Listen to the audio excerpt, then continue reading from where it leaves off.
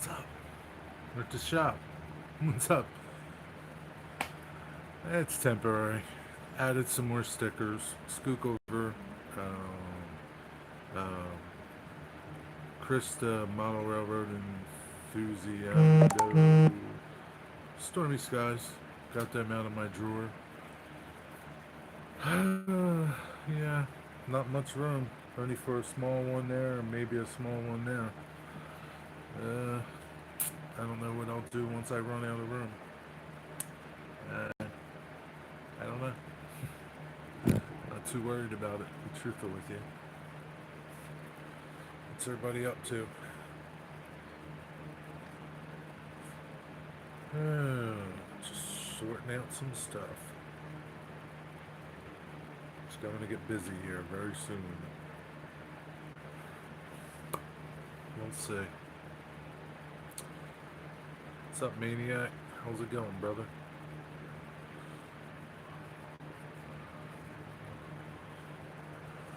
Um,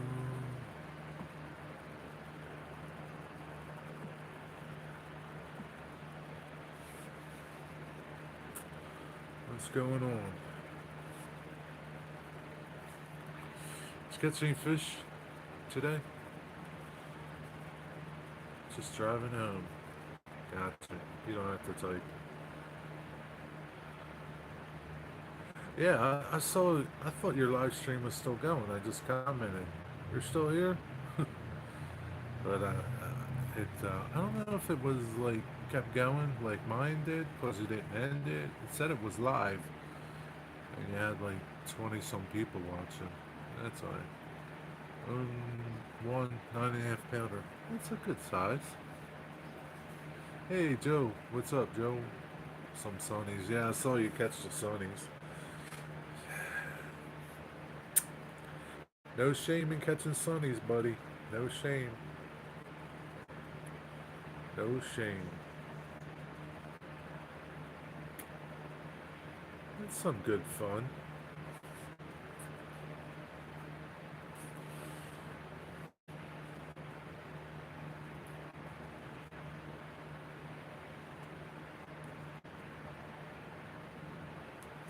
How you doing, Joe?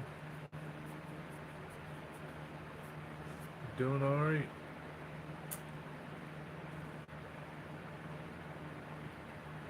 Just looking around, thinking where I can put my sticker thing. I don't have much room anywhere. And if I put it anywhere, it would be up high and you wouldn't be able to see it like you can see it there. I don't know. Very slow, had maybe 6 hits, caught the one on the biggest out on the lake so far. I'll be back in a bit. Yeah, take your time, no problem. Hey, Mystic, what's up? How you doing?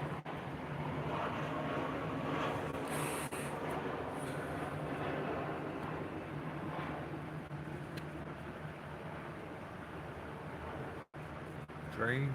You had a busy day today? Joseph, what do you do for, I don't know. Do you still work? You work? I don't know how old you are. Hi, Tammy. What's up with you? Just, added some stickers. Schuylkill River John, Chris, the model train enthusiando, Stormy Skies. I had Stormy Skies for a long time, but I pulled them out of my little drawer here that I had stickers in at the shop. Maintenance, gotcha. Plus, I have stickers. Did I add Pappy up there? No, Pappy sent me a little sticker. Did I add it? No, I forgot to add it. Maybe Pappy's will fit right there. He got sent me a little tiny one. I have to dig it up. Pappy sticker.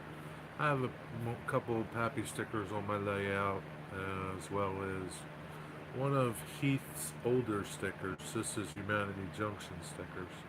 I don't have his RT sticker. I think that's it, man. I don't have many stickers. What's up, James? That's okay.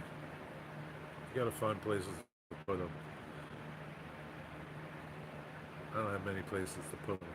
You see, I only got a couple more spots. Boom, boom, boom. And I'll be done. Filled that up. I don't know what I'm going to do next. I don't know. Not too worried about it.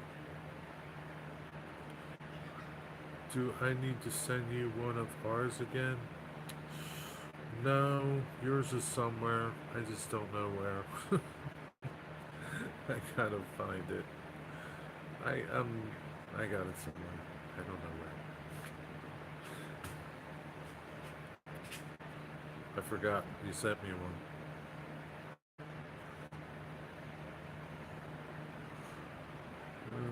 What's up, Mystic? You didn't tell me what's up. How you doing? Your wife coming home today, right?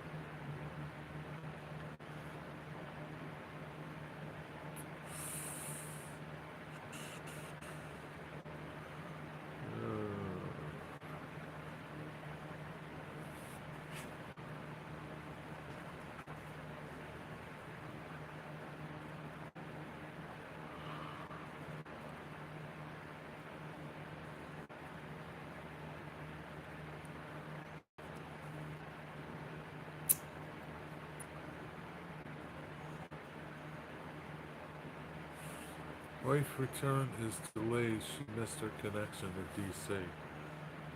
Like, from over there to DC or from DC to you? Or where? I don't, like, well, hope she gets home soon. How long is she delayed for? She said? Weeks? Another couple weeks?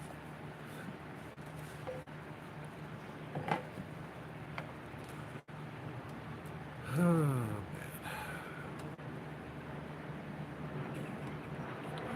She's in DC now trying to get the next flight home. Okay. It's not too bad. Gotta get back to the layout. Alright, have a nice day. Thanks for stopping.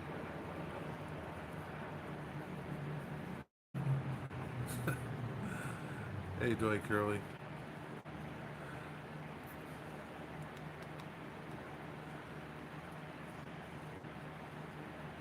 I think she's the hardest working layout creator there is. I don't know nobody that works on their layout every day like her. What's up, Kyle?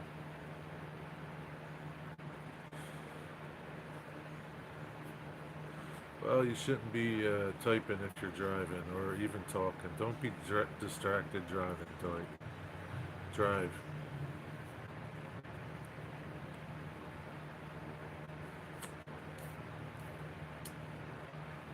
I guess you're off today, huh, Misty?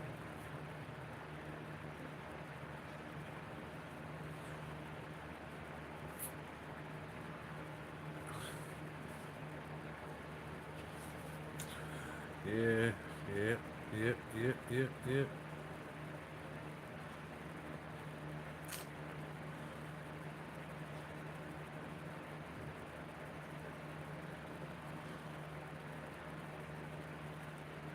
Yo, what's up? How many fish did you catch so far? No, I didn't catch any. How many did you catch? Can't catch anything, man. There's no bite.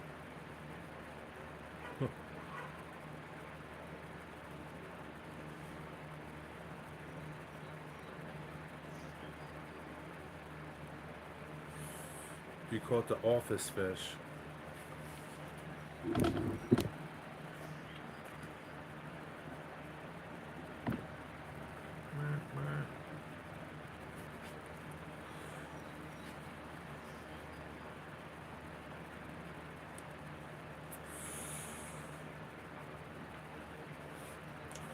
little crooked, but it's a little better.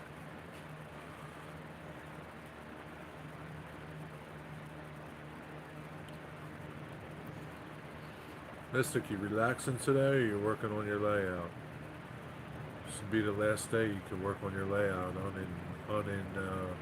unobstructed and uninterrupted.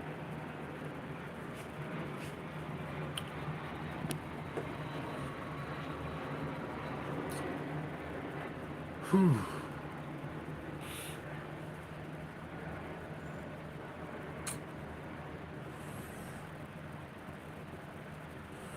You working today, Kyle?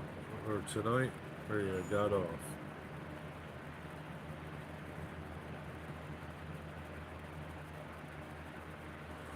Glasses are dirty.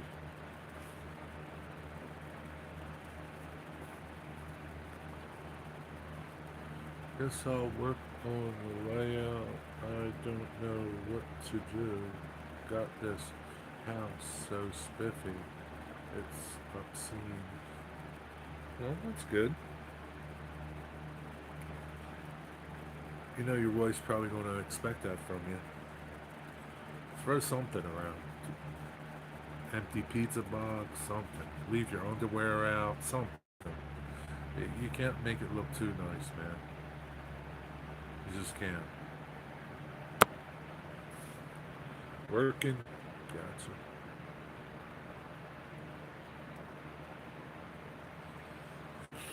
Just gonna expect it from you all the time now. I'm off on weekends. Oh, that's nice. You can have weekends off, hang out with your buddies, do whatever you want to do. It's cool. Good for you.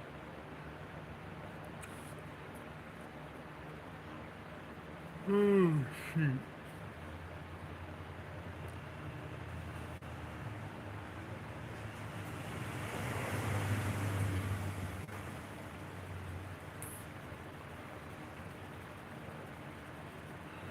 I don't know, these guys with these big ass stickers, they take up so much real estate. I should charge them.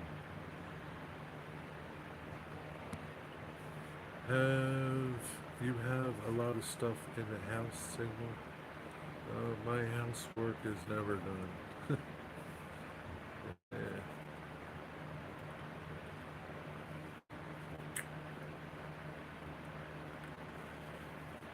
They have people that'll do that stuff for you.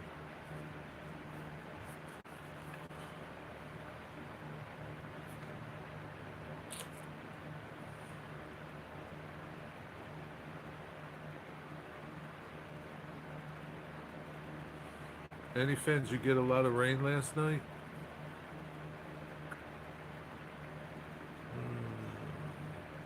Is your name Joe? Yes, his name is Joe. Not much rain. Gotcha.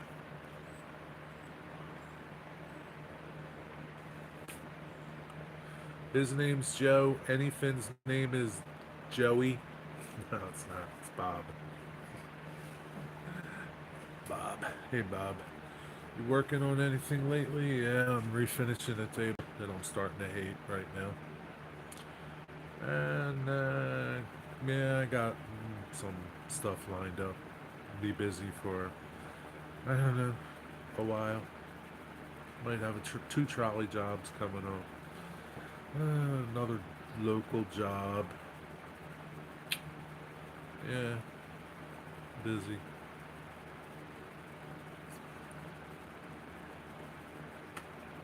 What's up, JK?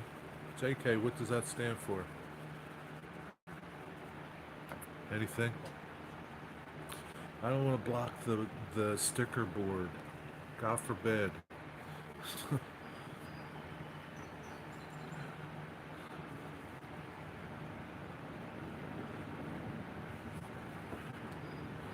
Hey man, some of you guys might know him, Austin Hodges. Go check out my community page. He's going through some tough times right now. Go wish him some luck and tell him things will get better for him.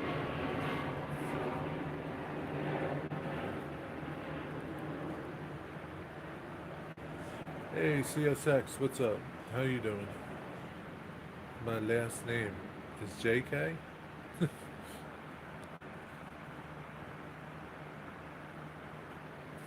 Is your first name Ralphan? Yeah, go over to my community page, check it out. Go over there. Give him a comment, give him a like, give him a hug. Heard John Stone was on IO 31 Saturday. I don't know.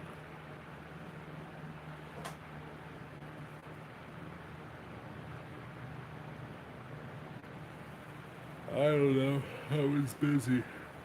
I was in Washington, D.C. Well, not Washington, D.C. I was at the Trolley Museum Saturday, working on that trolley that I posted a picture of, well, a video of, about an hour, 2 hours ago. Howdy, everybody from Parkside? Hey, what's up, Eric? How's Parkside? Parkside okay? That was a nice trolley. Yeah, it's a really nice trolley. They did an awesome job restoring it. Now the inside's got to get done. There's nothing on the inside. Absolutely nothing. That trolley was used as a passenger trolley. Then it was converted to a rail grinding car, at which time they took everything out of it. And this was probably, I'm guessing, in the early 1900s. Don't know exactly when. Uh, by DC Transit. And when, it's DC was done.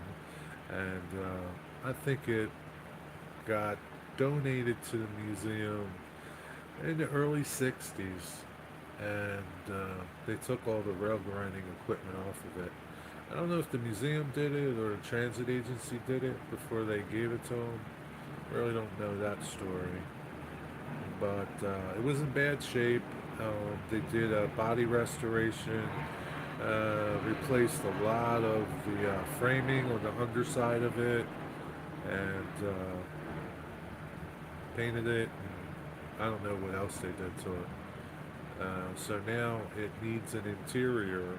There's a sister car to that car at the Smithsonian Institute, and they are going to go down there and map that out and see what's up with that. Take all the measurements and things from that, and then have the interior recreated. A lot of work still left to do on that car, but it runs, looks good, and that's the important part right now. Freezing my butt off. Dialysis. I'll be here till 4 p.m. Wow. Did you just get there? How long does that take? I'm sure they give you blankets and stuff, right? Reminds me of the trolley that goes up to Horseshoe Curve. You mean the one that goes the incline? I might see NS on Saturday. Cool. My phone seems hot. So if I zip away, it's because my phone's too hot. I don't know why. Ever since I did my last update, my phone has been getting hot again. It's a pain in the ass, man.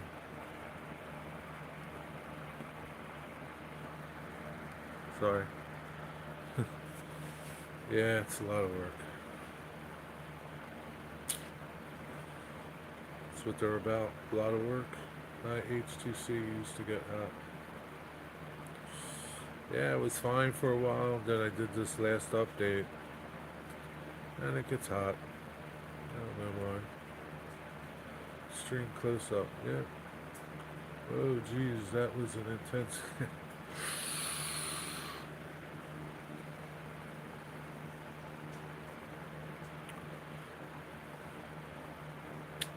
I think I saw his soul. Yeah.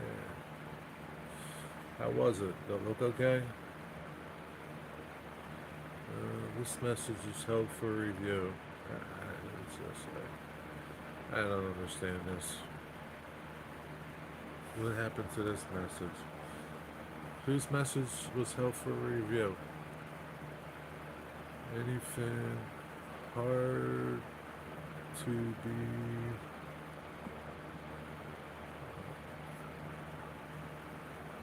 I don't see it. Hard to tell. Very... Well, ever heard of personal space? Back up, buddy. You're in my space, buddy. This is my space.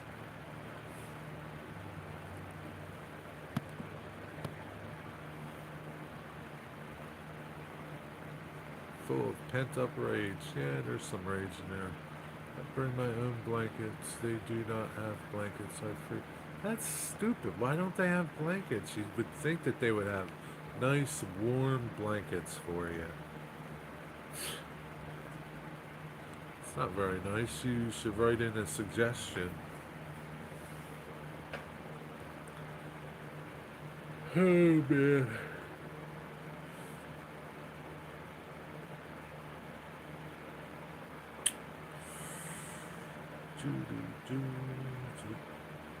So you got a couple more hours to go over there.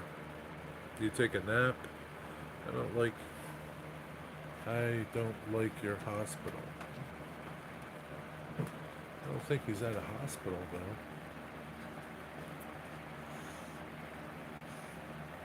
Yeah, usually they have nice little warm blankets for you. Oh boy.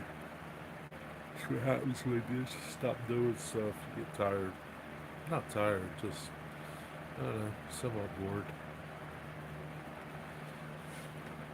Hey there, Wigwag, what's up? How's it going? It's not nap time yet.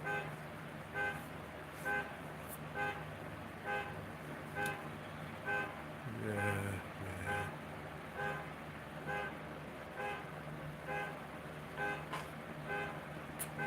It's not a hospital, Diana. Too loud in here to nap for me. Tell him to be quiet. Car horn. You're pretty observant.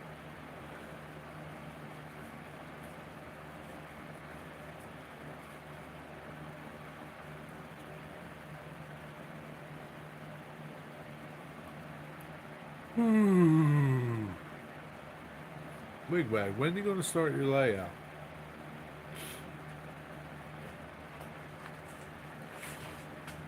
I heard they're going to start making a requirement to, if you want to participate in these model railroad chats, you're going to need to have a layout. It's just a rumor I heard.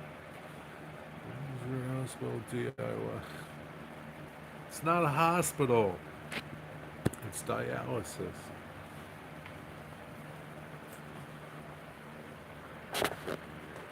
Pay attention.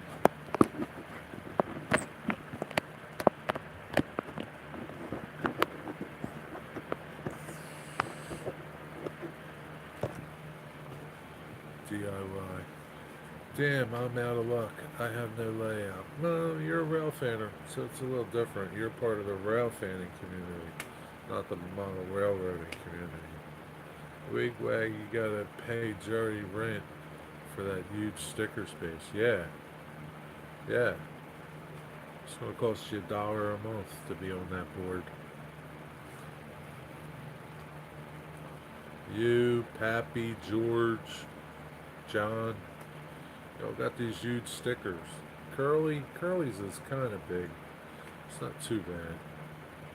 And just doing our best, it's a big one too. Elmar too.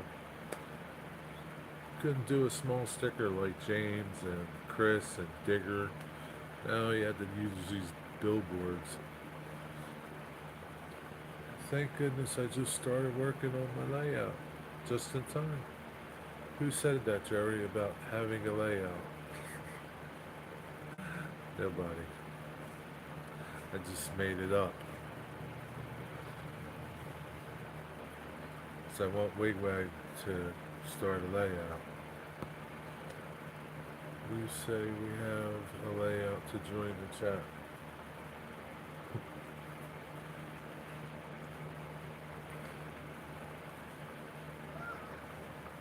I want Wigwag to make a layout. To do some modeling and build something.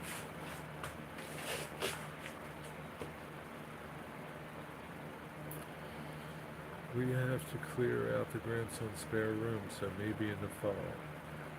I thought you were going to do like a G-scale layout outside or something. I thought you were going to do a garden railroad or something.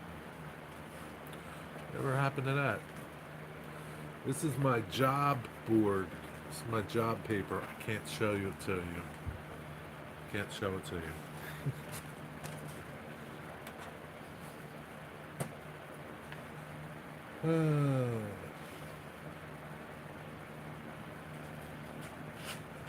What scale, Steven? Steven only does big things. Doesn't do little things. Classified information in there. Yeah, for now. However, I might do a HO slot car track with S-scale trains around the world. That'd be pretty cool. Those, Pappy has a slot car track. It folds up. It's against his wall. Did you ever see it? Uh, you could do it like he did it. Fold it up against your wall when you're not using it. Those things take up a lot of room. Old slot cars. Now that would be cool. Yeah, it would be cool. Kind of like Fowler cars. Speaking of, Anthony Dodge just got a nice little new locomotive. It's pretty cool looking. I'm starting to like these European locomotives. Didn't used to like them. I'm starting to like them now. When I was an adult Star Wars fan, what are you now? You're not an adult anymore?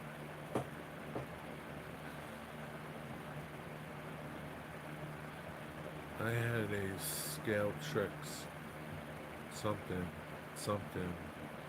jet bike. I don't know what that is. Pappy received. Yeah, he did, man. That was a nice locomotive that George sent him. No cranky old something. Cranky old coot. I have a slot car set with 21st. You do? Well, maybe you can, once Wigwag puts his track up, maybe you can go over and run and race with him. Race for pink slips.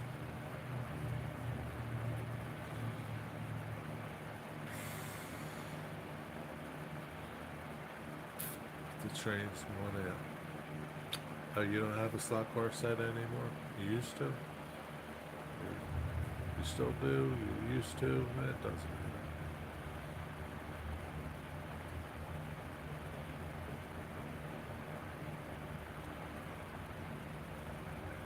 Gave away my slot car set ages ago.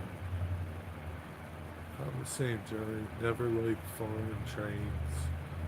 And then started liking them. Old, don't need to be cranky. What's up, Dave? I am no longer a Star Wars fan.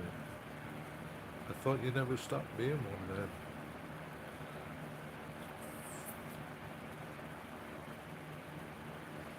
What's up, Dave, BNSF, N Scale, in Wisconsin?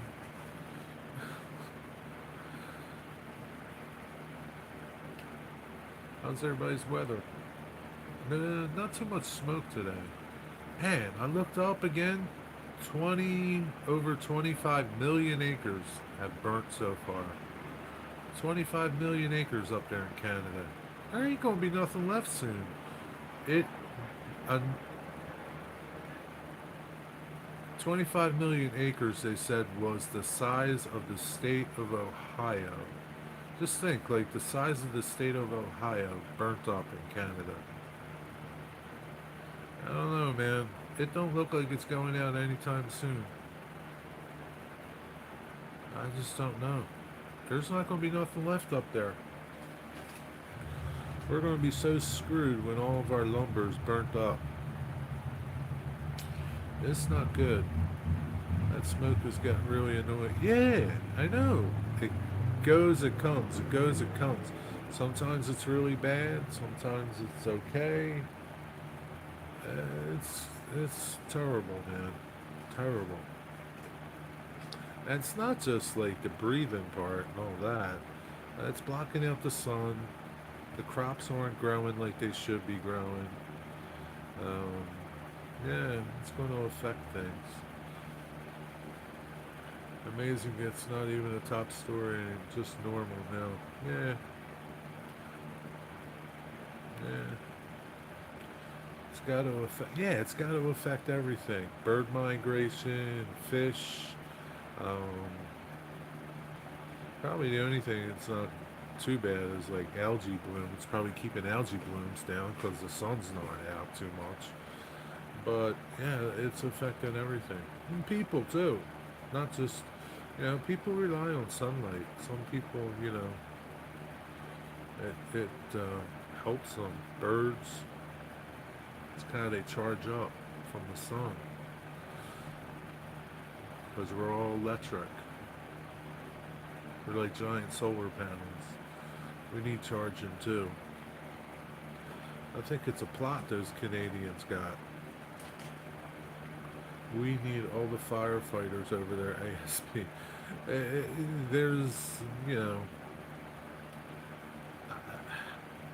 there's only so much they can do too. I don't know. I don't know. Whatever their plan is, it ain't working too good. Because this has been going on since May, the beginning of May, something like that. It ain't working too good.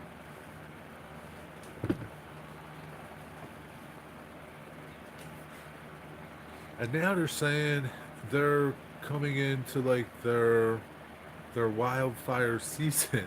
Like so there's gonna be more. They need rain desperately. Pray for rain for those Canadians. Do they have fire trucks or do they have horses for that? Oh, they got fire trucks. They got planes. There's a video. I watched a video this morning from yesterday. They got huge like planes that are dropping water on there. They're trying to do it. I don't know what their problem is.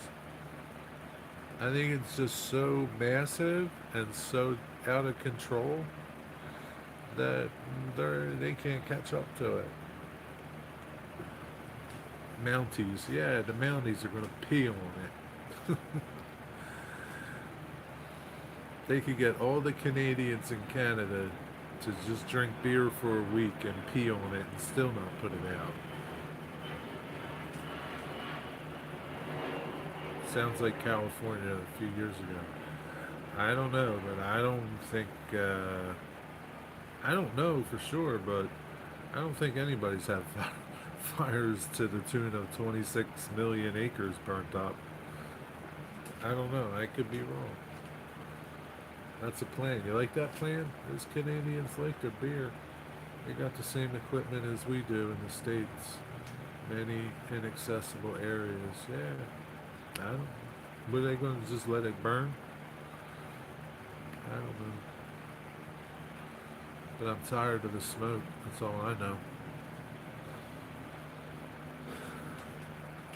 Maybe we can put a huge fan on the border and just blow it north. Yeah, maybe. Let's just blow it back. And there's parts that like aren't getting any of the smoke, which because they said the most, I think they said the most fires are in British Columbia. I thought British Columbia was like way over in the western part of Canada. I don't know. I don't know. Now my friend Bill was in Toronto like a couple weeks ago, and he said the smoke was bad there, and it was bad in New York. So I don't know. Really tall wall to keep be really tall. I'm heading to California on the 15th. San Diego. I'm gonna see Amtrak. Cool. I'm tired of the heat, Jerry. We can always get what we can't always get what we want. The heat's one thing, Kyle. You're pretty, you know the heat's coming, right? You live in the South. You live in a region that gets hot this time of year. You know the heat's coming. The smoke is a little different, Kyle.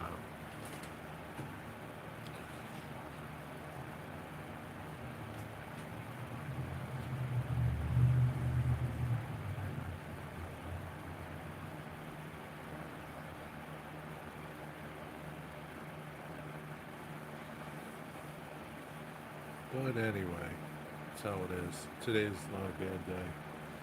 It's cloudy, it's rainy, on and off today. It's not too hot, which is nice. It's humid, but it's July, middle of July. July is 19th today, right? Something like that. I think so. It's almost over. San Francisco. I don't know about that place. Good luck when you go to San Francisco. Watch out for the homeless people. You think the smoke's bad? Wait till you get there. Seawater in the soil isn't good. Yeah, I didn't think about that. I don't know where they're getting all their water from. Lakes or I don't know if it's salt water or fresh water. I don't know. You gotta put it out, Eric. I don't know.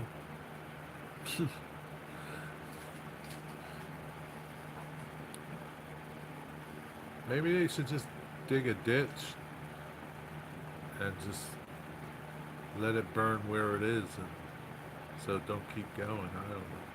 Not a firefighter. I'm a woodworker. So 42 Chargers you're talking about. Yeah. Yeah, those Chargers will be out here soon enough. Oh, they got a couple Chargers out here. We'll be here. Yeah, there's lots of lakes up there. Not enough, apparently. You know what I haven't seen though? I mean, I really haven't looked too much. Is the after effect, like, because there's got to be a lot of area that's all burnt and done burnt, you know, done burning.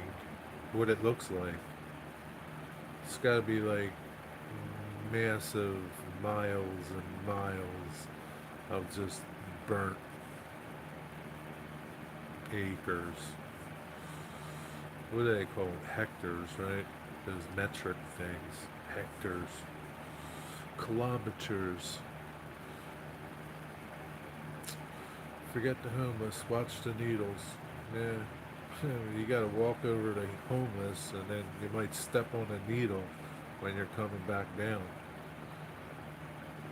Oh, I don't, you know, the, the forest will regenerate itself. I don't, I haven't heard anything of like houses and places being burnt. I'm sure there's some place in the woods that somebody lives that's burnt. I don't know. I don't know. I just haven't seen any. Nobody's really talking about it either. It's like it's not even happening.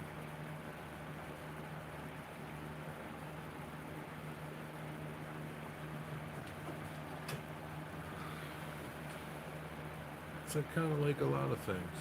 It's not even happening.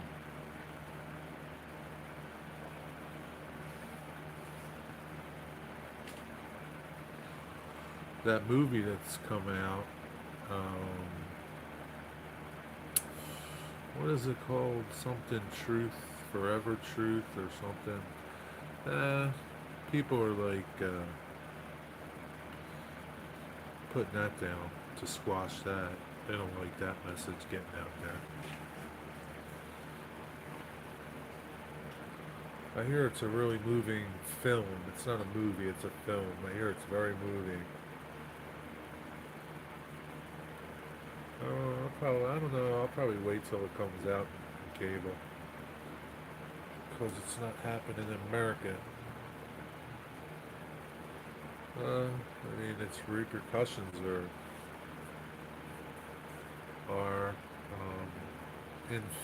affecting America.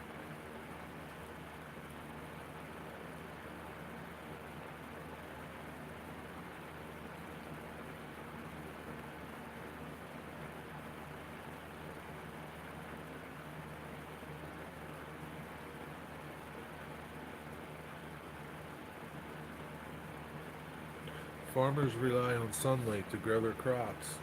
If the sunlight's blocked, the crops aren't growing like they should. It's just a fact.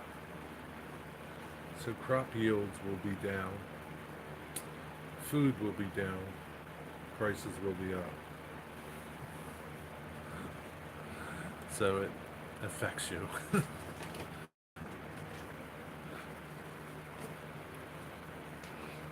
But that's alright. What are you going to do? Back to model railroading.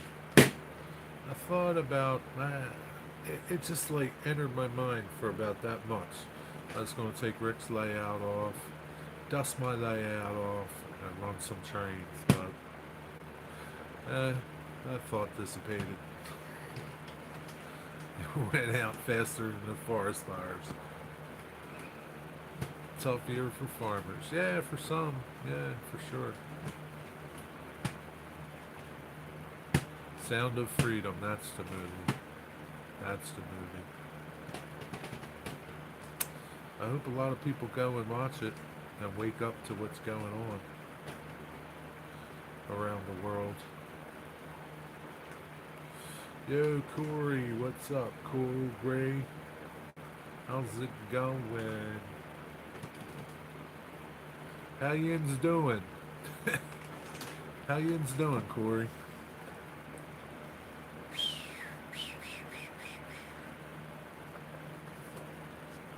How yin's doing?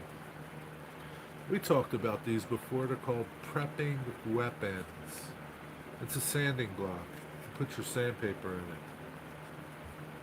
Has this little thing. Boom. Little pad.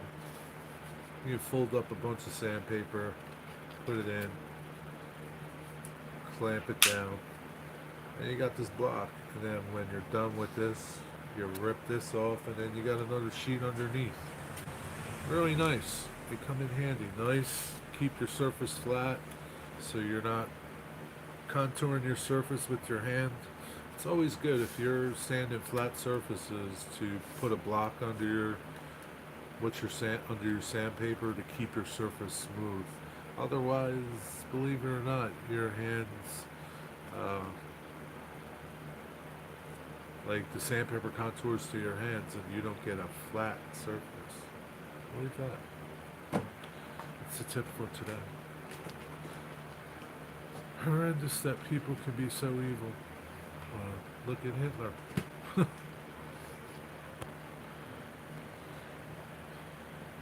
Run the trains, it's been helping me mentally lately.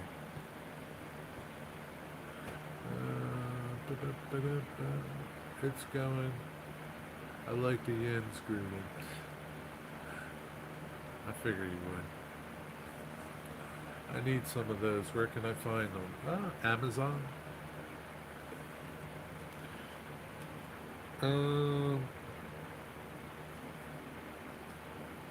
Amazon. I mean, they have all different kinds. These are like 25 bucks.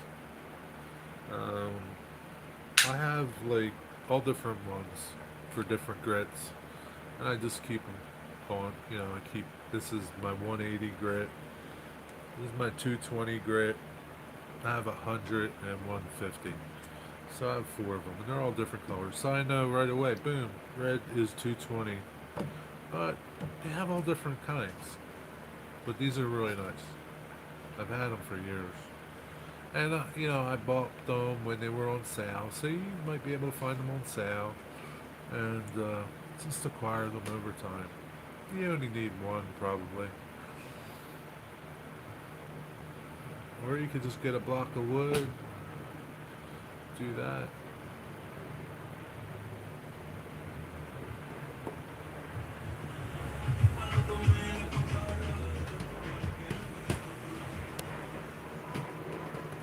Come to the dark side. Yeah.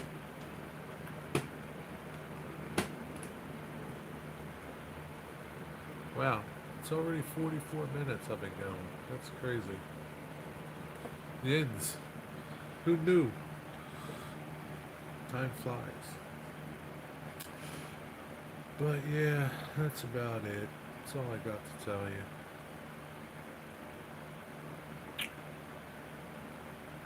That's it.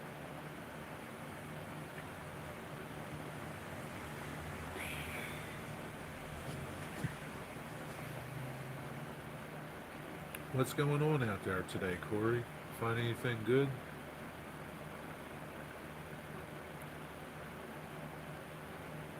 Hey, Corey, got a question for you. Ugh. How can I recycle these? How can I get rid of these things when they're empty? Empty. How can I get rid of them? Anybody else know? Okay, guys, I'm going to go. All right, Eric. Take care. Thanks for stopping by. Have a good day. Good night. Maybe I'll see you later on.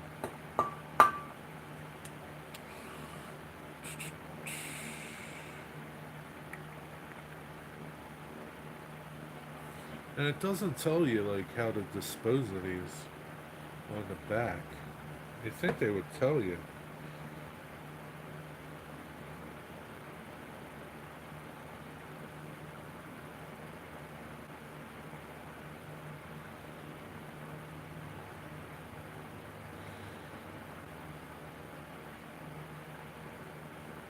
Never put in luggage.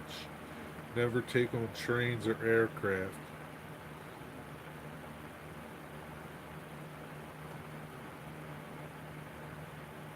Uh, they do tell you to discard. Contact your local refuge hauler or recycling center. Never put in a fire or incinerator. Do not puncture.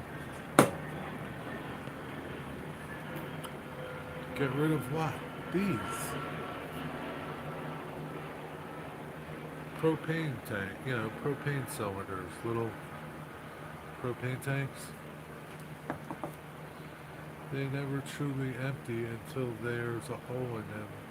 See if your municipality has a recycling program for hard to hard to get rid of items. Yeah, okay.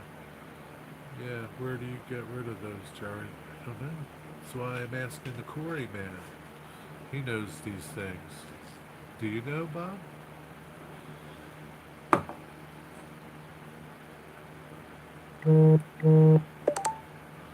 Maybe I should paint it like a rabbit raccoon and put it by Eddie's door and he'll pop a couple caps into it. Garbage can? No, you can't put them in a garbage can. I wasn't paying attention. Oh, that's okay. This thing. I thought you just put them in the trash.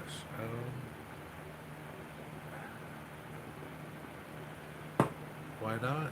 Because they can explode. It's propane. Maybe we can go dump them in the forest. Yeah, maybe. I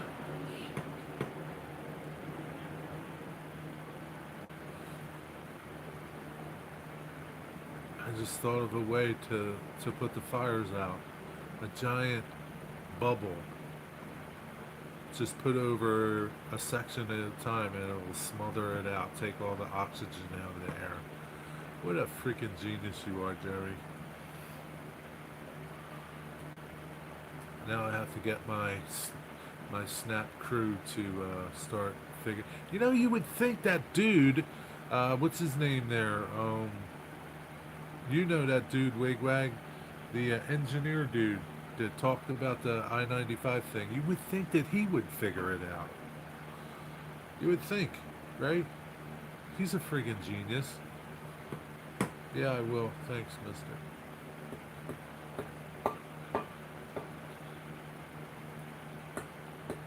Just yet them. What does that mean?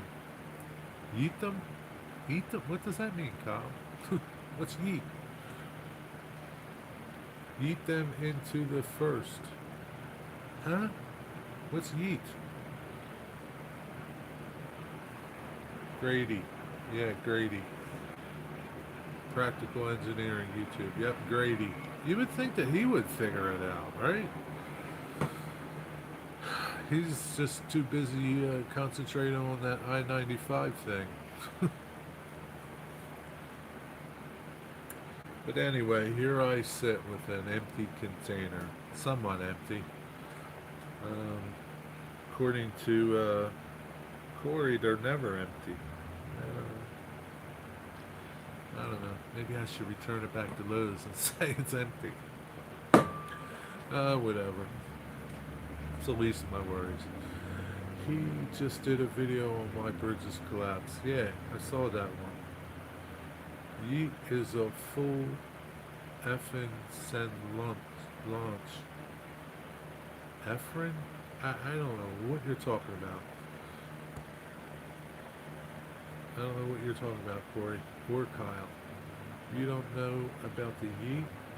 Am I pronouncing it right? If I knew, I wouldn't be asking you.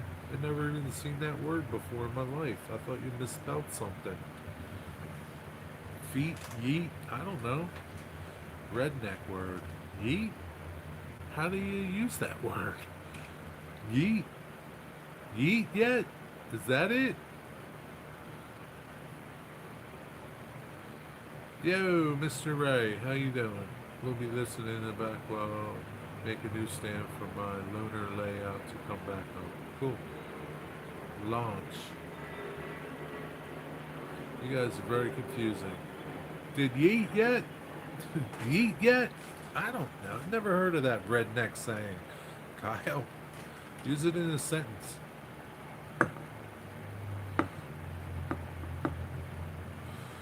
I've heard of y'all. Oh man, this damn thing. Message. I don't know. Somebody's message got helpful review. I'm not clicking it. You know, yet something if you're worried that it might break yet is also used as an interjection, most often to express excitement. Yes, you're pronouncing. I never heard of this word in my life.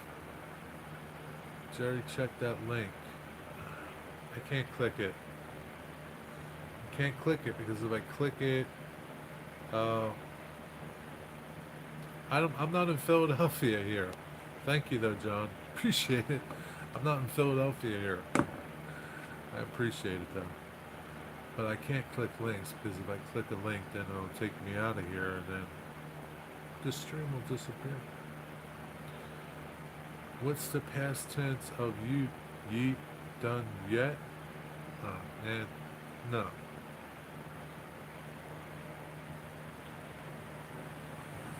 Is that like you, Wigwag? Mr. Ray, I don't even think they know. My father yeets the tools when he gets upset. That don't even make no sense.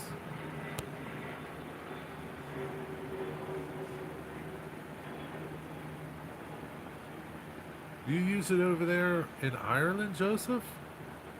I never heard of this word in my life. My 61 years on this earth. Yeeted. Shut up. Trolls came in, took one look at chat and left. What trolls?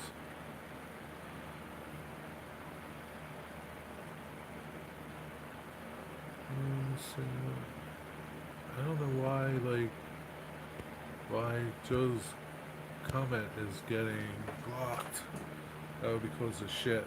Can't curse. It blocks your words. Yeet basically means throws. Yeah, okay. Thanks, Kyle. Thanks for wasting 5 minutes of my life. I never heard of that word in my life. He got ducked out of his job. He got yeeted out of his job. Never heard of that word in my life. Never, ever. Ever. When's the last time you used that word, Kyle?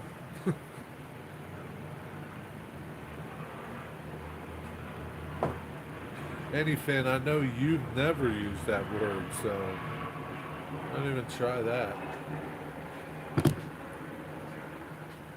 Mr. Ray doesn't even know that word.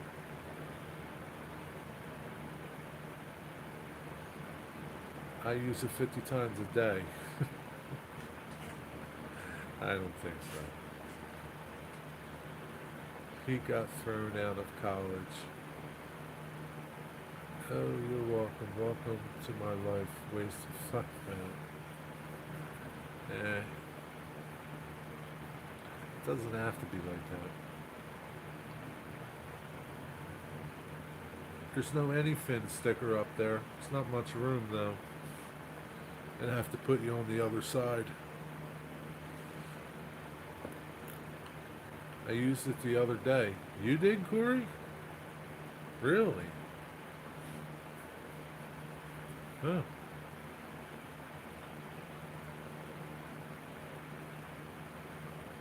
And I'm pronouncing this word right.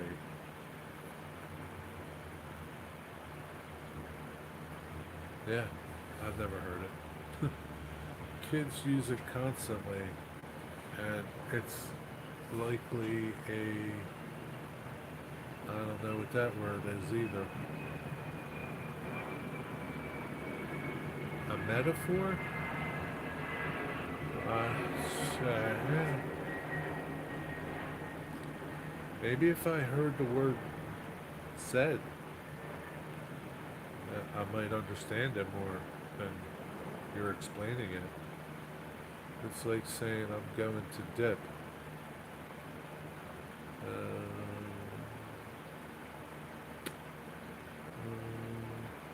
I don't even know that one. No, like to AK's going to read. On the west coast you have bears and bars. On the east coast you have bars and saloons.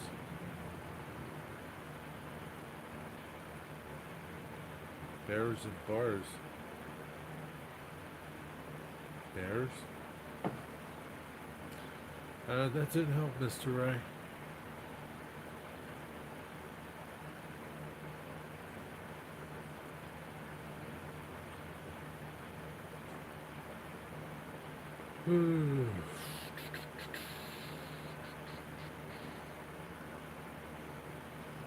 Mr. Ray, did you get your layout back from Tammy and Ray?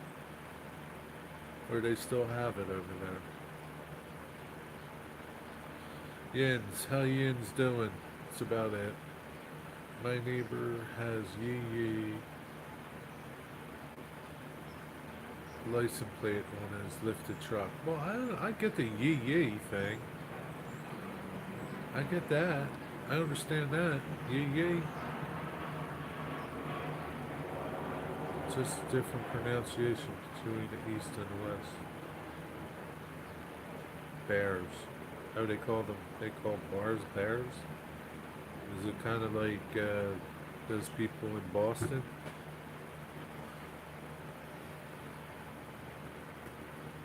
Yee. What's that? Earl Dibble, right? Is that his name? The country song singer dude. Does it have shiny rims, Steven? I don't know. Yee.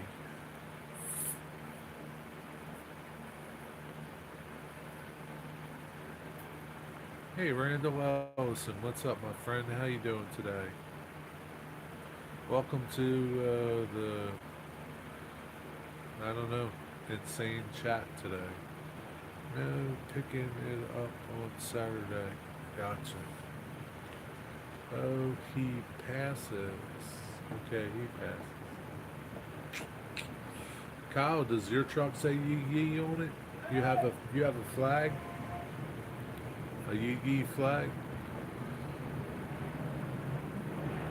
I was hammered one night and seen him come out on the deck and he yelled, yee! Maybe you were hearing things. Maybe he really didn't say that. You thought he said it. Maybe he said yeehaw. Maybe he said y'all.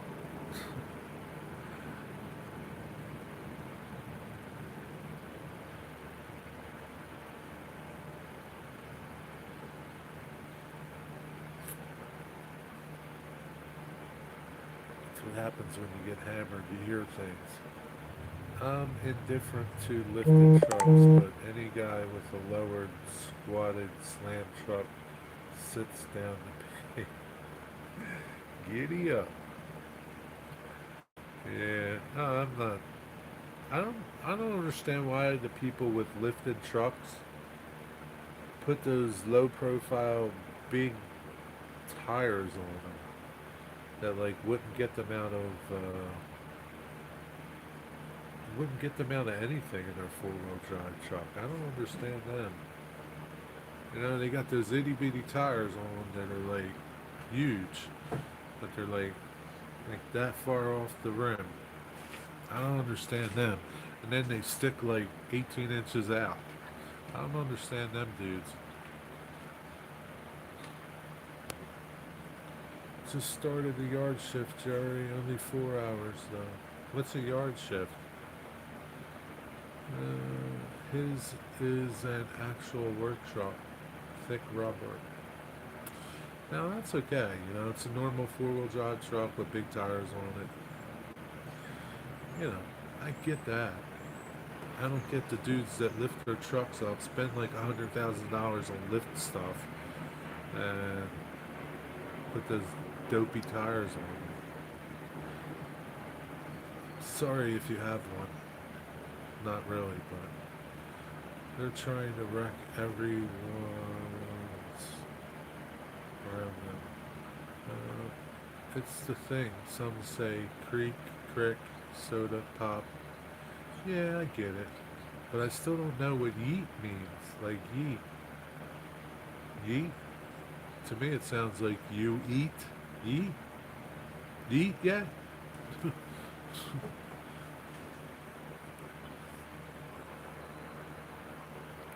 Fake country boys, city boys, acting like they're from the country. Yeah, if a lifted truck has wheels, are going to be swampers. Yep, for sure. For sure, Corey. Crick?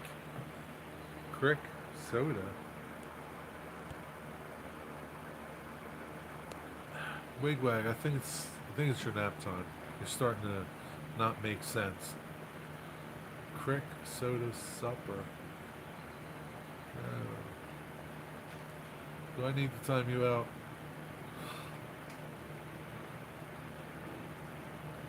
It's a cross between yam and beet. Thanks, Mystic. You're no help either.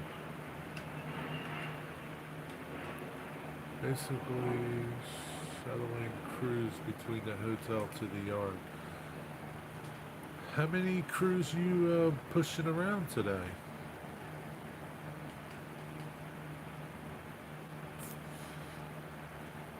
I like my eats lightly toasted. You know what I'd say to you, Bob, if we were in person? Uh,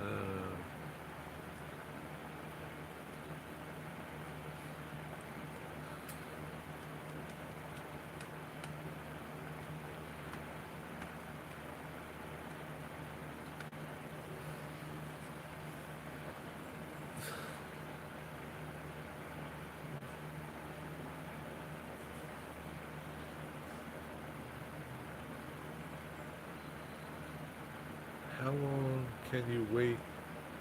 How long can you wait, anything? I don't know. Hours, probably. It's 13 of yous here, and none of yous are making any sense. Well, those of you that are chatting. Randall's the only one that's making sense. It varies. Sometimes I'll get a bunch of runs, and other days barely anything at all. So, like, are you only on call? Are you on call, Randall, or like you just come in between this time and this time, and sometimes you sit there, sometimes you don't, but you get paid? Or you only get paid when they call you?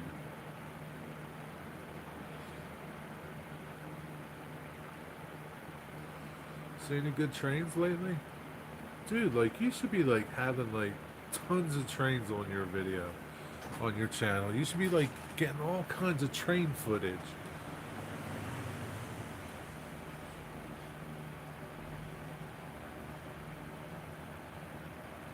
You're like getting places where nobody can get.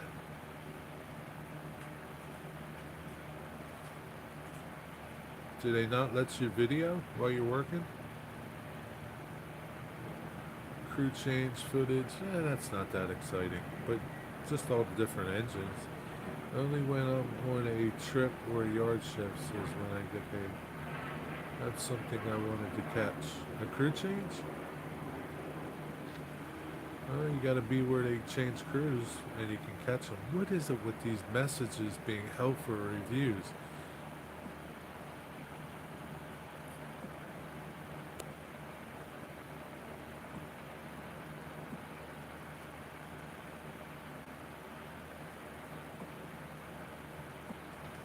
Rick's Railroad, what's up?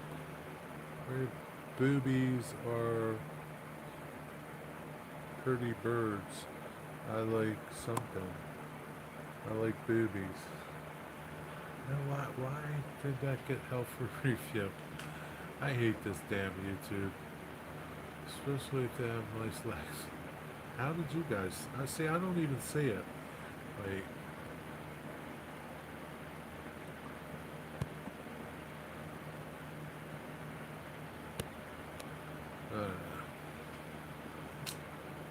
what's up, Rick? How you doing, man? Save me here, please. Save me. Oh boy. No way if my battery's charged. Gotta go check my battery. Hold on.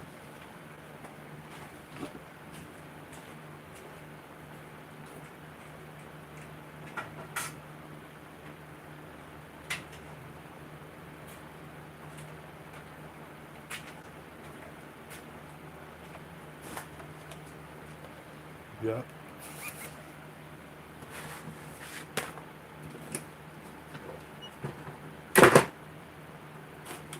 There you go, Wigwag.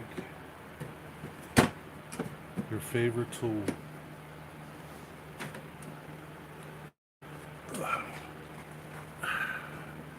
My God, what have I started? I don't know, Kyle. I blame it on you. I'm going to ban you from my chats now. It's all good. Trains are a long ways from me. Yeah, the problem is I'm shuttling crews around when the trains are in the yard most of the time. Later, got some stuff. Alright, Dave, thanks for stopping by. Being superior eats. Shut up, Mystic.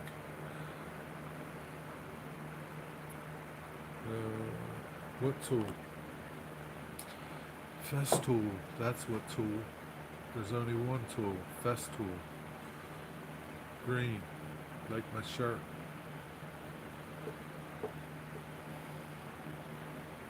Strongly thinking about banning you, Kyle. Was going to go train hunting today, but it's slow today here. Meh, you know, some days it's like that. Please have mercy, Jared. I don't know, let me think about it.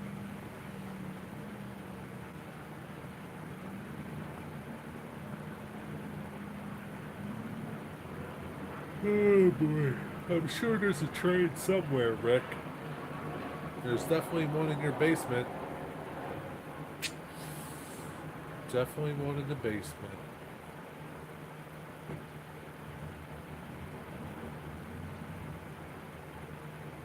So any good engines lately, Randall? Any heritage units? See anything? Any cool loads? Pay in needs to Jerry. Might ban you too. Might ban you too. The only train that's here now has a BNSF-9 leading and NS motor. That's a nice little lash up, BNSF. Dash 9s. Do they still have a lot of Dash 9s NS doesn't. They're converting them. They still have a lot.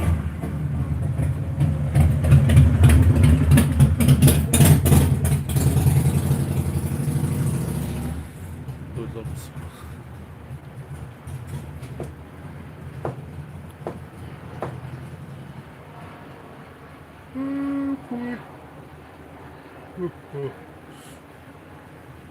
DC to ACs. Yep. Seen 2 trains. That's it? 2 trains? Where you at today? Thayer Yard?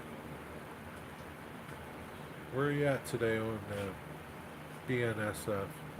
I heard units as of late. Did catch a good contest about a week ago. Videos on my channel. I'll have to check it out.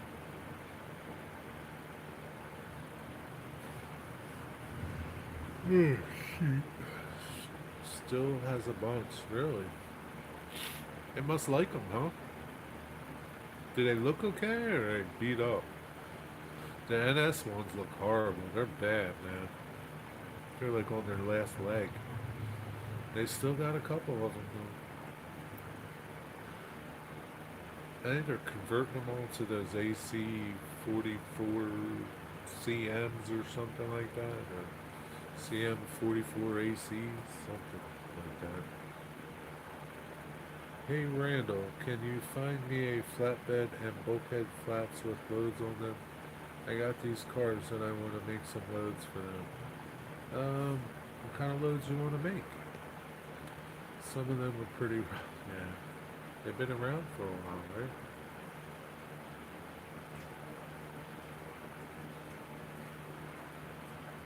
What kind of loads you want to make, Kyle? You know what makes perfect loads, Kyle? Wheel sets.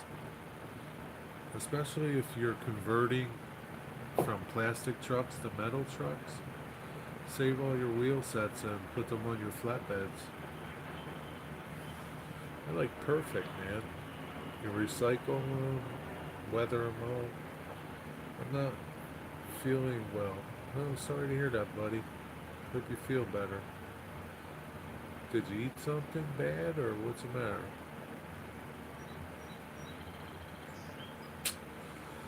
Train that's there now was loaded center beams with a head on.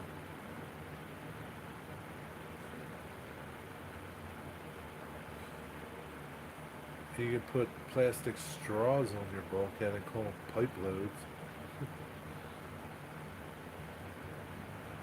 There's a lot you could do, Kyle. I think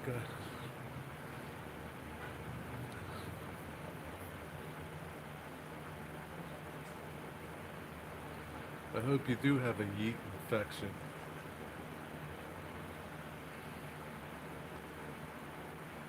I need inspiration. I just gave you inspiration. Ain't nothing wrong with them, Randall.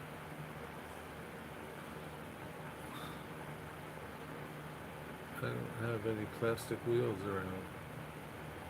I'm sure if you ask somebody, they will send you some.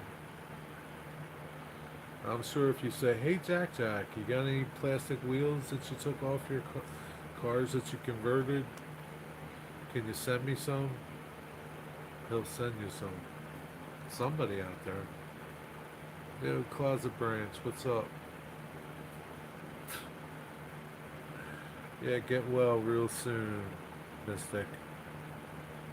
Not.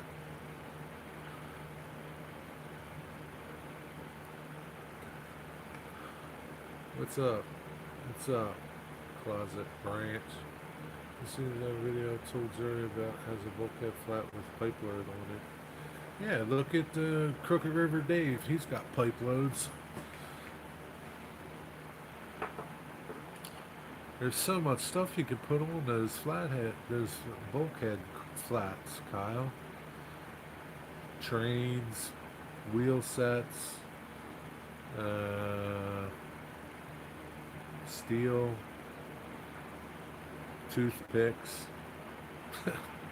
telephone poles. All right, Randall. Catch you later, buddy. Thanks for stopping.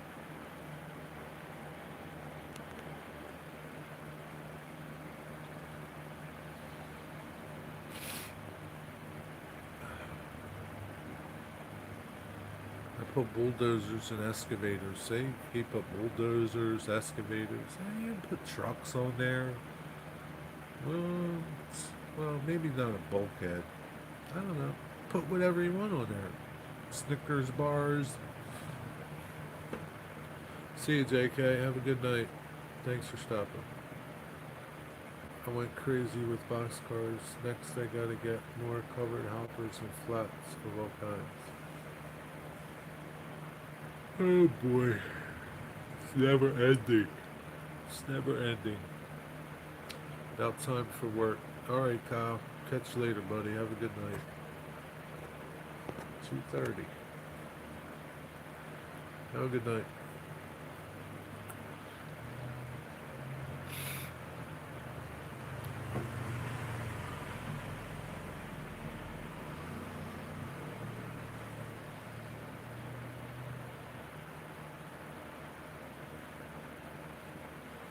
It's almost time for Wigwag's nap, too. Where is Conkerton, PA? I don't know. Jerry, you got any N-scale covered hoppers you want to sell? Covered hoppers? What kind of covered hoppers? Like ones that would hold plastics and flowers and things like that?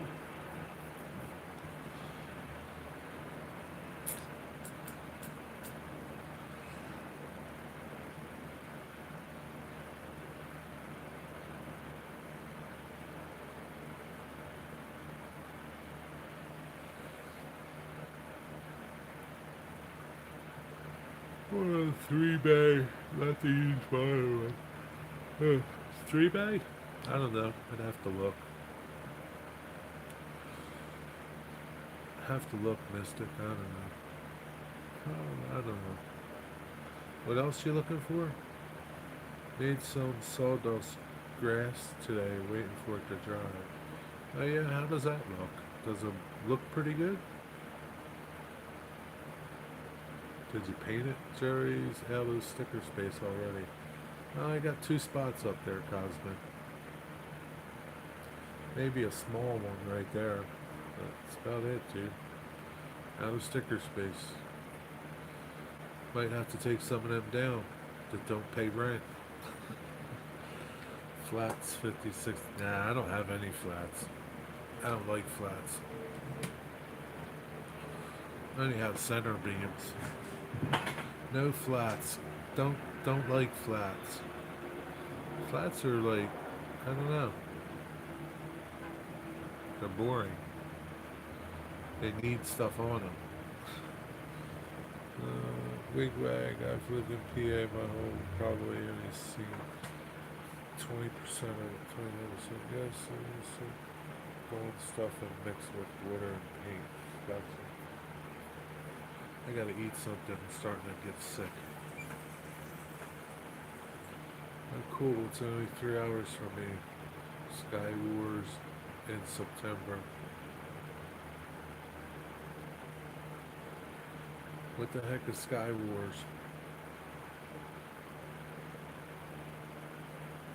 What you working on? Nothing. What are you working on? Alright, Joe. See you later. Have a good night, buddy. Thanks for stopping by.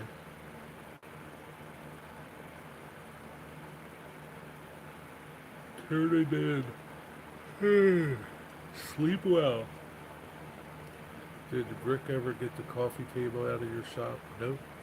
Still here. Taking up room.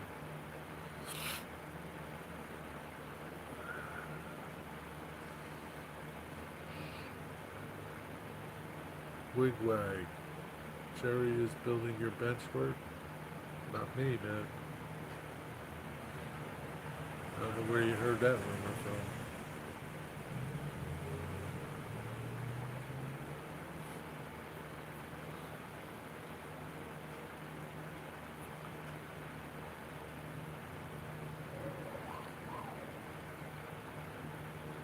Oh, I thought you were building it, Steven.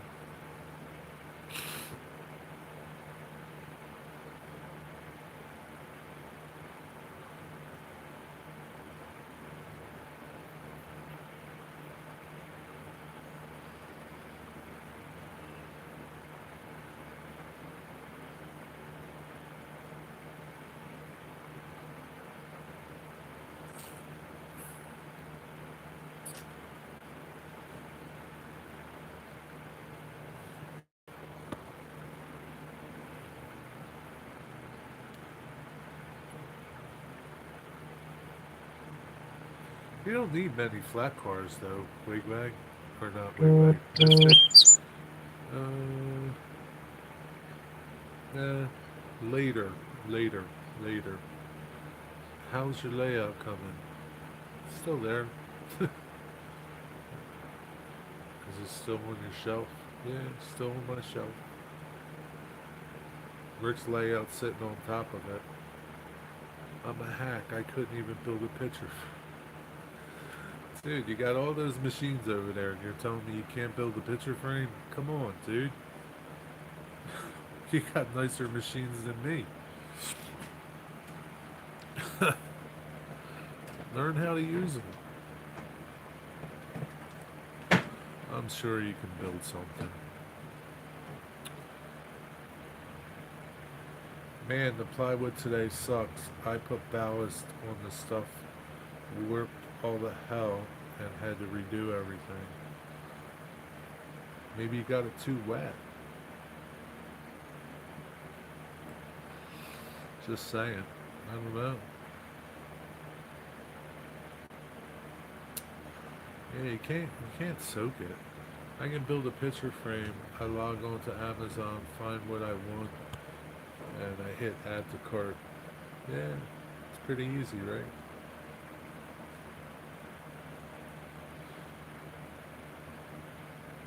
Dwight, what's up, Dwight? I priced out a CNC machine with a stand. It's like 9 grand. That's pretty cheap. Sitting in line. Okay. I'm going to have lumber yards, so I need some flats. You need some center beams. You need center beams. You need some plywood box cars. Things like that. I will definitely be painting all my bench work. Yeah, it's a good idea. Even the underside of your plywood deck. It's a good idea. Are you about to rob them or just picking something up? I think it's just picking something up.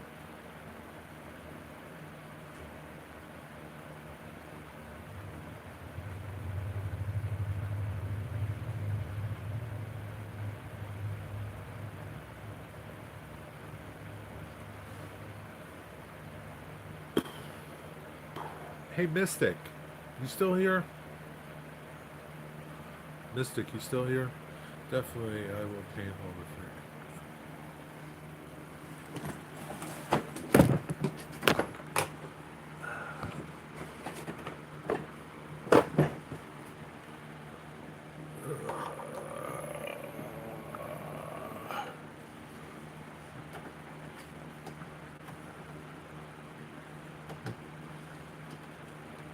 Do you remember, Mystic, when you were when you were doing your layout, right? When you were doing your layout and you had your drill and you're screwing the screws in, right? On the top of your drill, right, is two settings, right? There's a 1 and a 2, right? Remember that? And you had your drill on 2, and you were trying to screw those screws in to screw the pieces together. 2 is not the setting you use for that. It's 1. You put it on 1.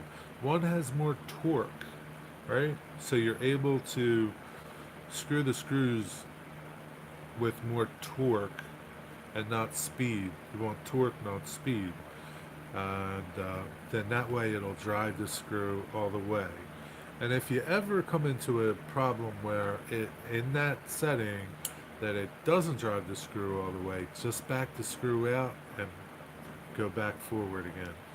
That always works. That's it. A little tip from today. Who's here? Jason? You told me and I figured it out. No, I'm telling you again, just to refresh your mind. Just to keep it fresh in your mind. And anybody else who might have that little problem. Yeah, so 1 is torque, 2 is speed. You're drilling a hole, 2. You're driving a screw, 1. And then there's the clutch, right? The drill has a clutch, right? That's all the power, and then, you know, clicks. You set the drill to a number and it stops drilling. Usually you do that in softer woods. You don't want to drive it all the way. So you pick a number. Alright, that's it. That's my tip. That was after I... Yeah, you know. Maybe for your next layout. Or maybe Heath. Maybe Heath will have that problem. Tries screwing stuff on number 2 and doesn't work.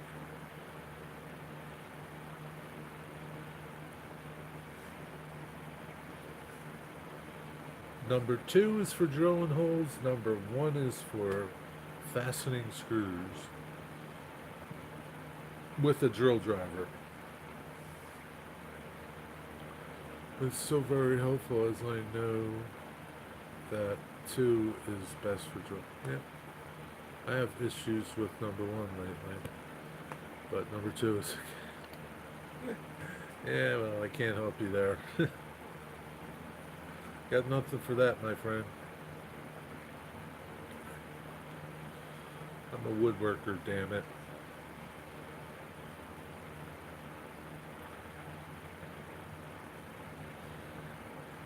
Or use a drill to drill holes in an impact. Yeah, you could do that too, but you gotta watch an impact though. You can over tighten something, strip it out, and then you're screwed. So you gotta watch an impact. Impacts are great, but you gotta watch them. Gotta get used to them. It's a variable speed trigger. Yeah, yeah. Like in my kit, my little set. This one's nice because I can adjust. It's variable, right?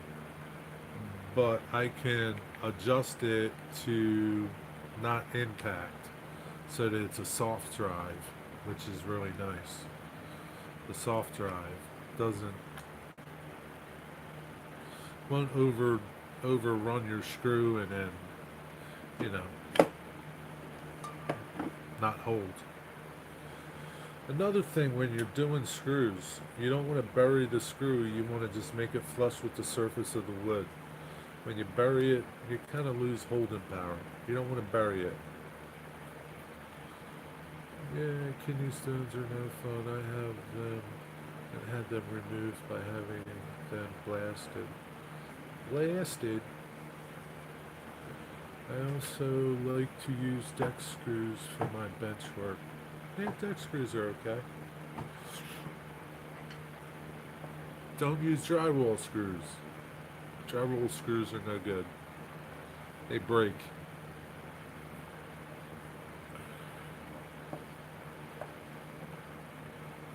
Pocket hole screws. You gotta watch pocket hole screws. Use your clutch. Use the clutch. Right? Pick a setting. A low setting. Start out on like 5 and then see how that goes, and if 5 isn't enough, wrench it up a little bit, but never do full.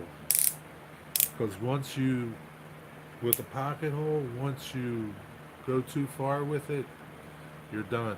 It's not going to hold anymore. You're screwed. So you got to be careful. There's my little tips. That's it. I'm done. A little more expensive than wood screws. Yeah. Yeah. They're a little more expensive, but it's a better screw.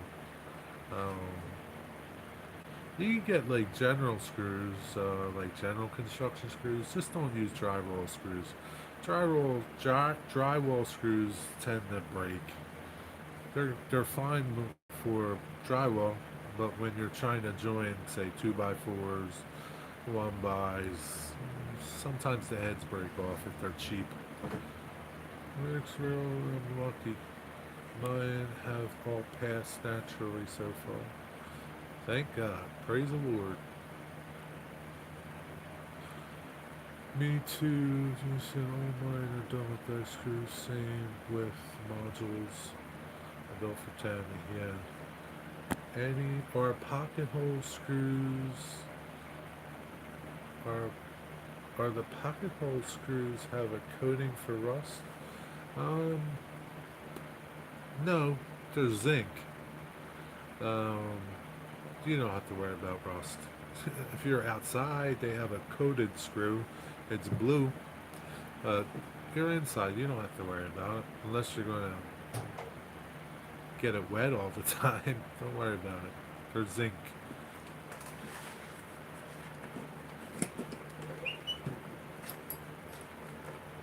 This is a pocket hole screw. Pocket hole screws are square drives, right? Um, they have different threads, coarseness, coarse threads, and fine threads. Fine threads are used for hardwoods. Coarse threads are used for softwoods like pine, plywood, things like that.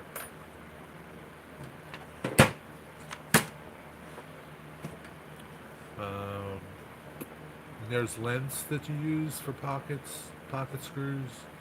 You have to use the appropriate length for the thickness of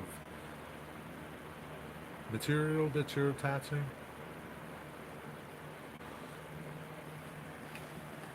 So they come in different lengths, and they tell you. On the back of the package, they tell you inch and a quarter for 3/4 material, you know, inch and a half for 7/8 material, so on and so forth. I use carriage bolts for leveling legs. Yeah, they work good. I use carriage bolts too. Well, I actually used regular bolts for my legs to level, and I put T-nuts up in. I made blocks and I put T-nuts in the blocks, and the regular bolt screws into the T-nut, and you just turn it, and that's my leveling legs. What did Cosman say? Never trust a length chart. Yeah, no. I mean, it's. I mean, yeah. And there's a lot of things. There's a lot of variables in there. How you set your jig up. Sometimes, if you make your jig, there's a lot to it. I mean, but it gives you a starting point, and then you go from there. And you know, always keep in mind, you know, the deeper you do any screw, okay, um, the deeper that you fasten a screw into something, the more likelihood you have of it penetrating the other side. And if your other side is a good side that you need to, you know, that you don't want a screw sticking out of, then it's not good. So, yeah, you gotta test, and test. That's why I like my Porter Cable pocket hole jig. It automatically adjusts for the thickness. Yeah, I mean, Craig does it too now. Craig has one that automatically adjusts for the thickness of material. Um, they've come a long way. Porter Cable doesn't make one anymore. So, but Craig does too now. So, it's about time. They should have did that years ago. But, you know, what are you going to do? Pocket holes have been around for a long time. They're not something new. They're new to DIYers, and that's what Craig did. Brought pocket holes to DIYers. And pocket holes have been around, I don't know, since the 40s or 50s. So, you know, they were in industrial shops for a long time. It's nothing new.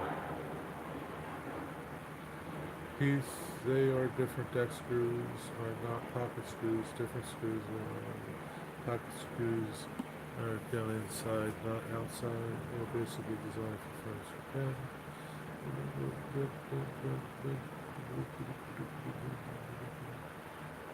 Yeah, the Torx.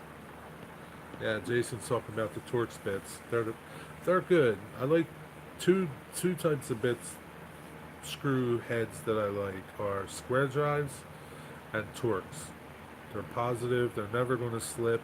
I don't care about that number 2 Robinson head or anything like that.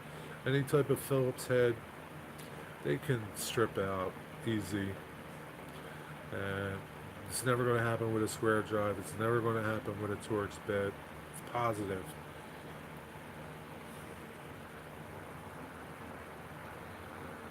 I've seen pocket hole brace bits, so they've been around for a while.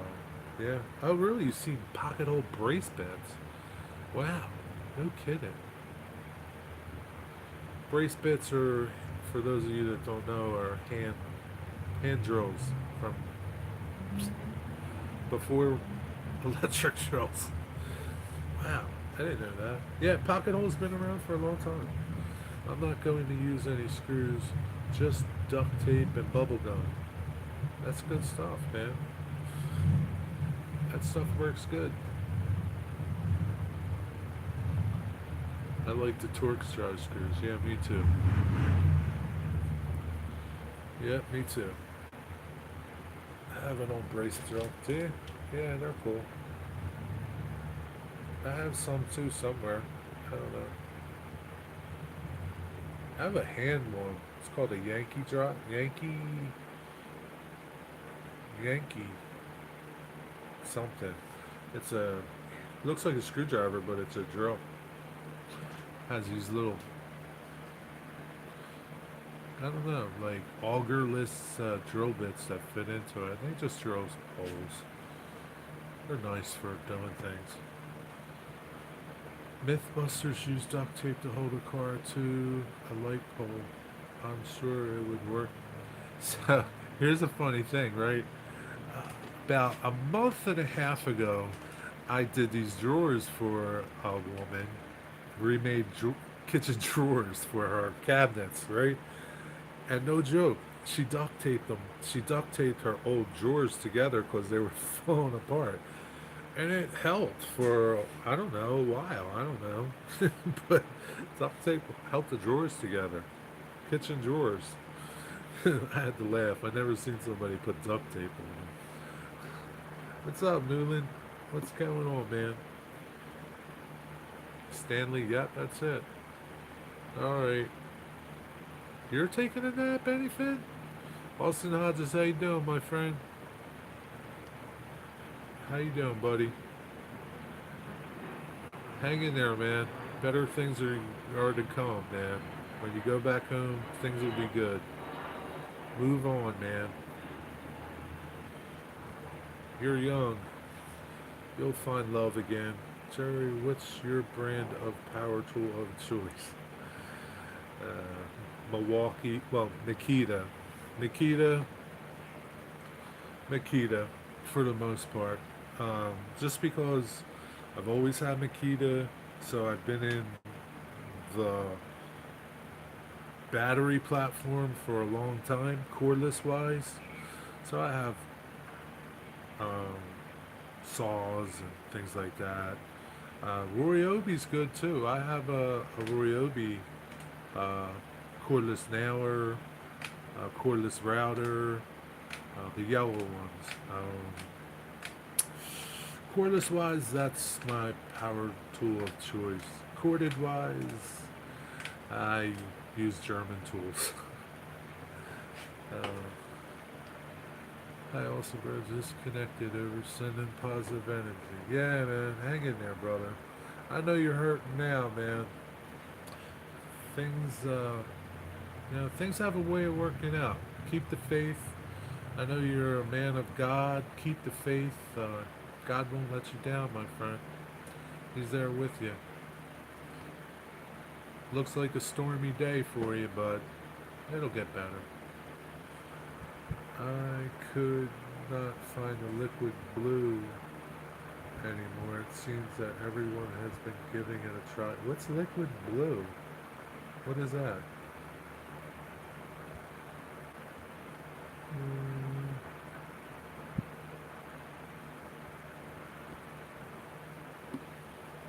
plus, DeWalt was Canadian. Yeah, there's nothing wrong with DeWalt. DeWalt's fine. I mean, DeWalt's popular. I mean, here's the thing, right? Any cordless tool that you buy, just stick with it. Don't start buying four different brands, and now you got four different batteries, four different chargers. Stick to something. That's why I stick with Makita, um, because all their batteries are interchangeable. Um, Chargers are all the same, so it's like you can just buy the tool. You don't need to buy the battery or the charger. You just buy the tool. Um, so stick that way. Don't jump around unless your old stuff is no good anymore and you're changing. But yeah, everybody likes what they like. Uh, I like this. It's a compact. It's called a subcompact. This will fit between joists. It's a lot shorter than another regular size drills. Same thing with this driver. It's really compact. It's really light. Um, Even with a big battery on it, it's still light. I give these things to people, and even people in the trade, and they always comment, "Oh man, that's really light. I like it. It's nice to work with all day. Um, it's small. It fits in the tight places. So, yeah.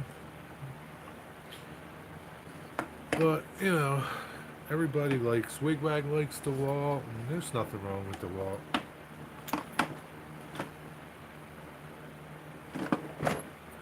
Everybody's got their tool of choice. I even have a DeWalt leaf blower. Yeah, like why, why would you, you're on this 18 volt platform. Um, why would you change? Just go buy a DeWalt weed eater. You could use the same battery for that. A blower, same battery for that. Whatever it is, 20 volt, 18 volt, 36 volt, 40 volt, whatever it is, you're on the same thing.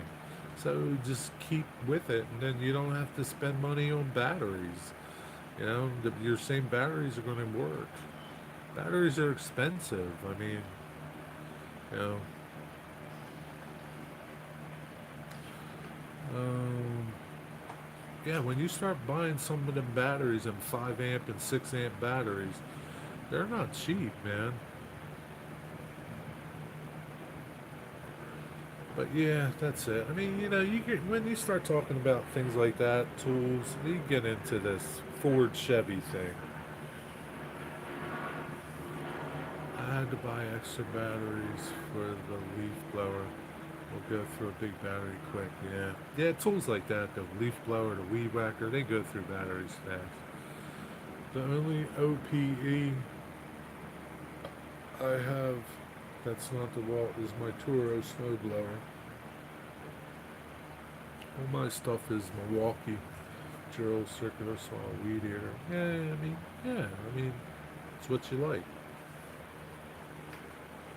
Milwaukee makes nice stuff. I'm just not into their stuff, that's all. No reason.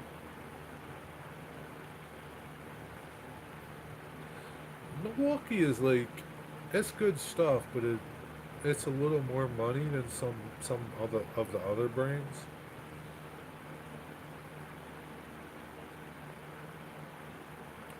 And like I said, I had a Makita driver, so I just got another Makita set and just kept going from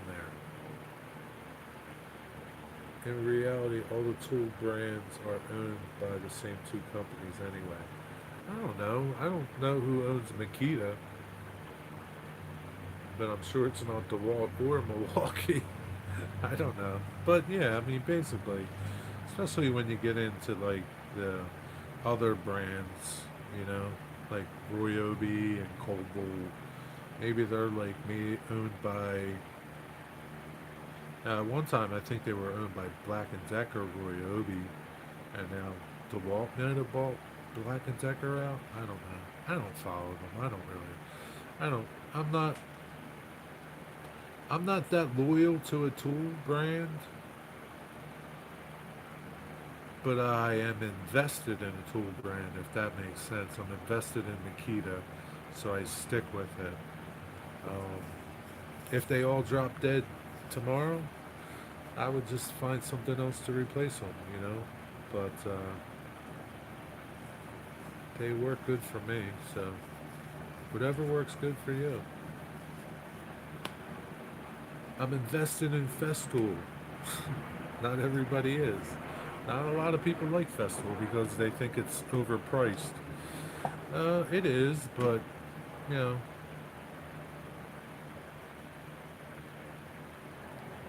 there's you know, their tools are nice. Their tools are help me save time.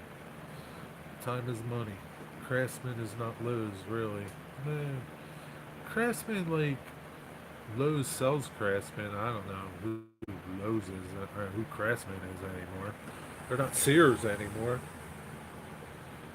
But, you know, there's nothing wrong with Craftsman stuff either. There's nothing wrong with Harbor Freight stuff either. Right? Harbor Freight makes some decent power tools and cordless tools. And their red line and their blue line. Maybe not their like bottom line, but some of their other tools are pretty decent. Here's what you don't buy from Harbor Freight: sandpapers, consumables like that. Their sandpaper sucks. It's horrible. I bought these sponge sanding blocks the other day because I had to sand some contours and legs. They fell apart right away. They just fell apart. Like I'm just sanding on these leg contours, and within seconds they fell apart. Junk. They're junk. So things like that from Harbor Freight are junk. Don't waste your money, man. Don't waste your money. But other things, tools, you know, they're fine.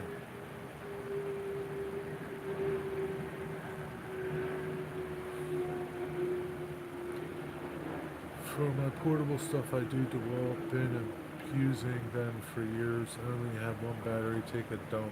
Yeah, I mean, you know, you like them, right? They work good for you. Keep using them. It's not until they start not working good for you that you'll change your mind. And I'm not saying that you're going to, but you know what I mean. Home Depot and Lowe's are closer to me than the nearest Harbor Freight. I do like Harbor Freight, but I don't go there very often. Yeah, because it's not close to you. If it was close to you, you would go there, right? You would go there because they have some decent stuff there. And it's definitely, I don't know if it's, you know, because sometimes Lowe's and Home Depot could have great sales on tools. Um, that Makita set, I bought that at Home Depot because Home Depot is the only one that carries a Makita. I bought it on sale, and it saved a lot of money, even cheaper than Amazon. Roy Obi, same thing. They're always doing sales, so when they have sales on stuff, you can't beat their prices, man. They're like they're great. I would love to go to Harbor Freight if there was one near me, but the one I did go to was really small. I thought it would have been bigger. Maybe it's small because of where it was. Your Harbor Freight's small? Yeah, maybe it's an older store. I really want a trim router, but I know nothing about routers. Yeah, I mean, I'm gonna go get one right now.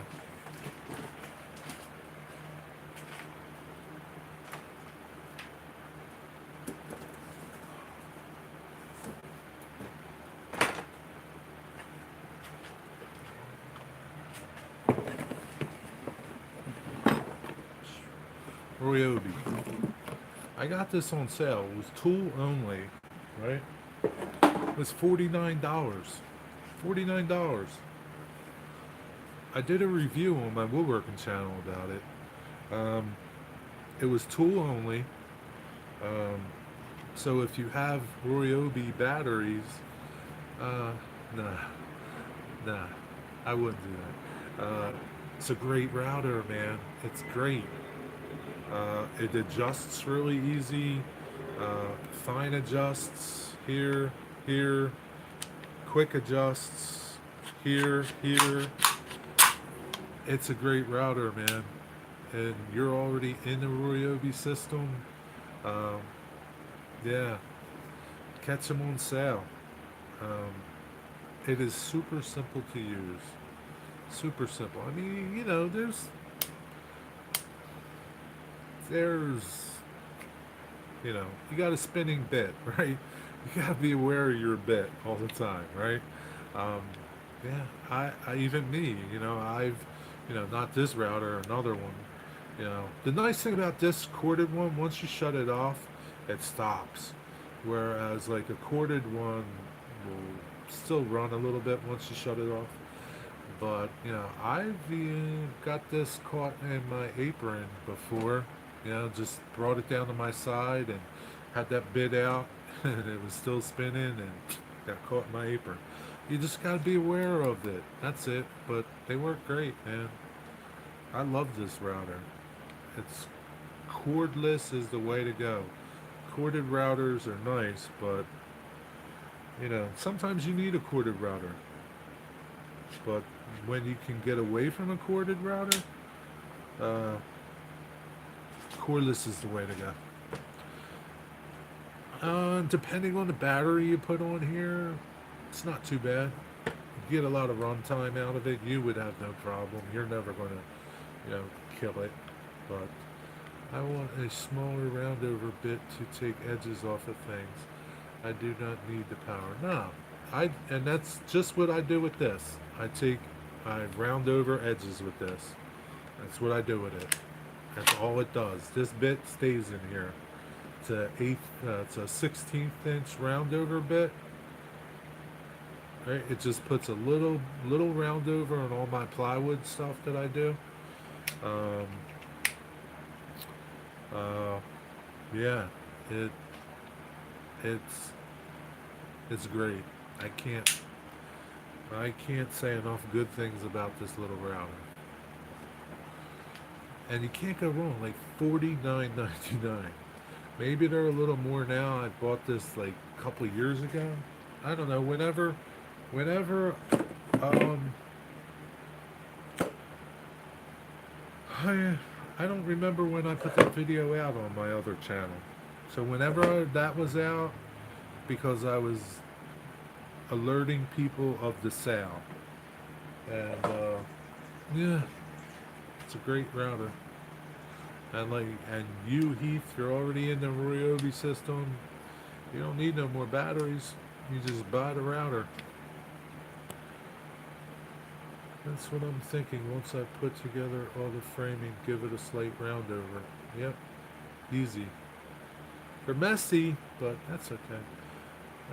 There was a Father's Day sale, $99 with a spare battery or something like that. Yeah, that's like the best time. Christmas, Father's Day, maybe Mother's Day. I don't know. Because, mothers do DIY stuff too. Women do it. So, but yeah, anytime they have their big sales, uh, maybe like Labor Day, Memorial Day, they'll probably have one. But yeah, I mean, it's great. If you need the battery, great. If you don't, you can get the tool only. I bought tool only. This is tool only. And yeah, I would buy it again. I would buy it again. Bob May Lady, all sorts of Ryobi stuff. Why don't you buy her Milwaukee stuff, man? What's the matter? Or DeWalt stuff. Why don't you buy her DeWalt stuff? She's not worthy of DeWalt. Woman Johnson Dremel makes small round over bits. You may need a different collet for small bits. Yeah, some you gotta watch with some of those. Hey, this is a 1/4 inch collet. You really don't want to be running 1/8 inch collets. Um, they can break, man. You don't want something like that. The last thing you want is this thing spinning at 10,000 RPMs and the collet, the shaft of the bit breaks and that thing goes flying. You don't want that happening, man. But anyway, it's a good deal, Heath. Pick one up.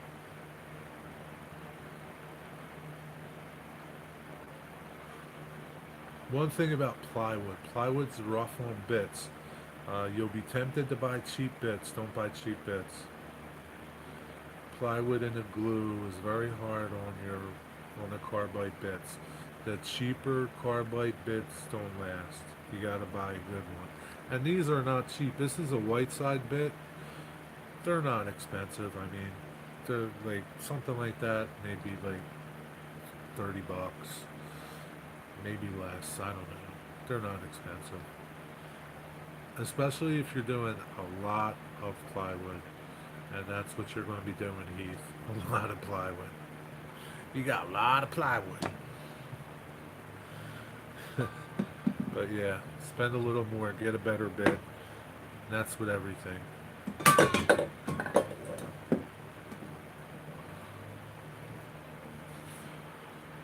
That is what I'm looking at. A glue gun. Ryobi has a cordless glue gun.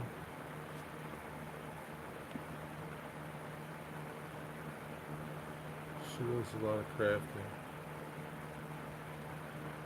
Oh, yeah, I already have a Dremel and a Dremel router attachment.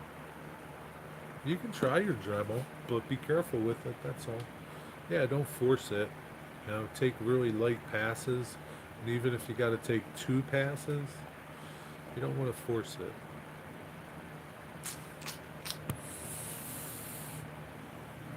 Yeah, burn it, break it. Yep. And there's directions you go, too. Keep that in mind. We'll talk about that another time. There's directions you travel when you're routing. This is one I got here. Yeah, those cordless glue guns are nice. Eric just bought one. He got it on Amazon, I think. A&C. Life's Journey, Eric. I hate routers. They freak me out. Why? I mean, there's nothing freaky about them. 79 tool only for the router. Yeah, and if you wait for maybe Labor Day or something, it might be cheaper. But 79's not bad either. But 99, if you can find it for 99, get it for 99 with the battery, because the battery is worth $40 easy. Price of battery, and see what the price of battery is, and if it comes as a pair and it's 99, it's worth $20. Oh, that was freaky. I just lost connection and it came back.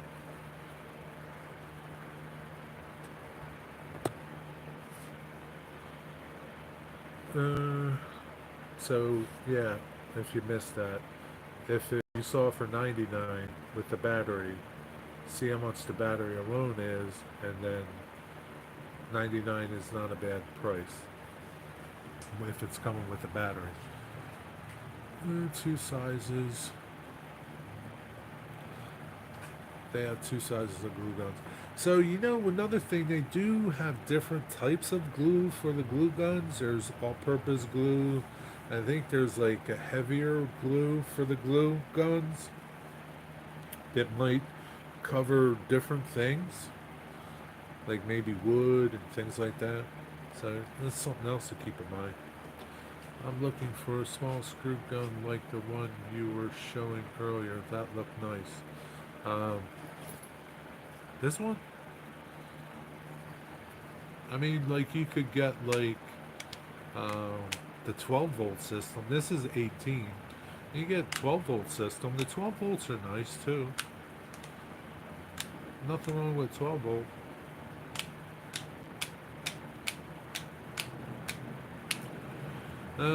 This with 2 batteries, a charger, these two batteries, a charger, and a bag was $169, I think.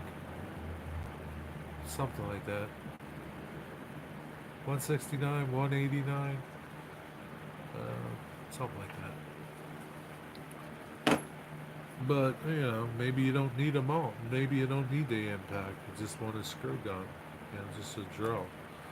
It'd be cheaper. But look around. All the small ones are impacts. They got some screw guns. Milwaukee makes one. Um, I have a 12 volt Milwaukee, and the only reason I bought it was because it came with a Bluetooth speaker, and the speaker's pretty nice. It was like I don't know, $108 or something. It came with a drill, two batteries, and a speaker. And I really wanted the speaker, and but the drill was nice, and the drill's okay. Jerry's Tool Time. What's up, Jim? I don't use it anymore. It's just like batteries don't last. Um, Sitting under my shelf. But I do use the speaker stuff. What's up, Dan River Boys? Look around. I am sure that somebody makes a small 12 volt drill. Somebody does. Even 10 volt. Listen, I had a Makita 10 volt drill set. It was a driver and a drill. The only thing was the drill part wasn't an adjustable chuck. It was one of these. That's the only thing that sucked, because then you needed the hex head drill bits. Those things suck. But anyway, I bought that years ago, 2010 to be exact. I went to a woodworking show. I bought that thing, used it, loved it. It was great. Little tiny drill set, 10 volt. I gave it to one of the guy's sons at the Trolley Museum. Had it in my truck for 2 years. Never used it, right? I had it in the back of my truck. Took it out. It still had a charge when I gave it to him, and he's still using it today. That was the most impressive thing. That after sitting in my truck for 2 years, it still had a charge. I couldn't believe that. But they're out there, Heath. 10 volt, 12 volt. They're out there. Gotta look around. Out fishing again, close to TMI. No kidding. Those nuclear fish you're going to catch. Back had to bail. Someone knocked on my office door.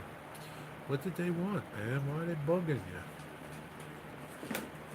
But nothing to be afraid with a router, wig-wag. There's more dangerous tools in your shop than a router. But, you know, every tool needs to be respected. Even your drill needs to be respected. You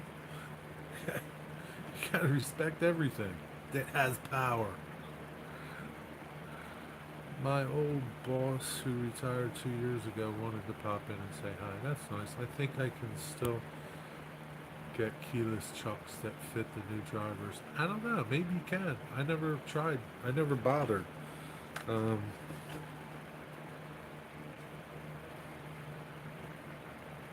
Like, I don't know if that will come off. That's the thing, you know? I'm not going to try, but I don't know. Anything's possible. I'm sure this can be replaced. I don't know. But they're out there, Heath. Plenty of them. Yeah, you can always use the regular, the old standby cordless screwdrivers. They've been around for a long time. They never need recharging. Oh, the quick connect. I love that when changing bits.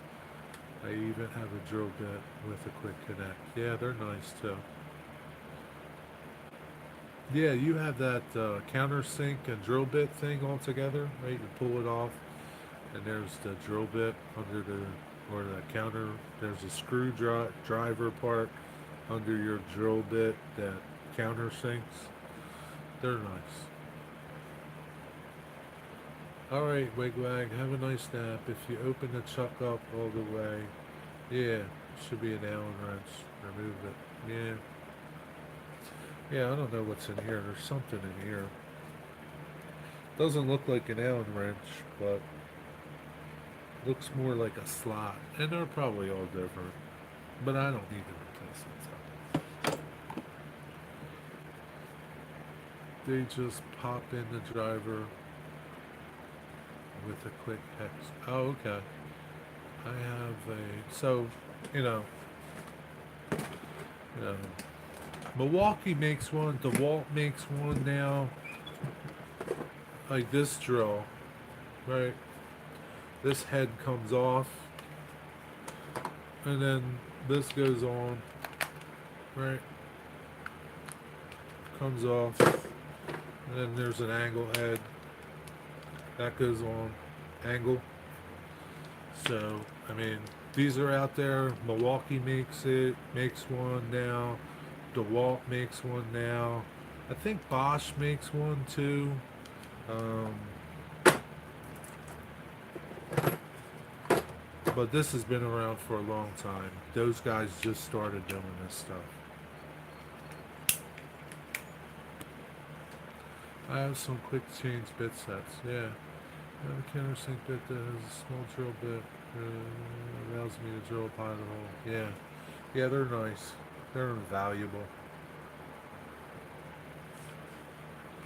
Yeah, tools, there's a lot of different tools and everyone has a purpose, Every everyone. Every one of them.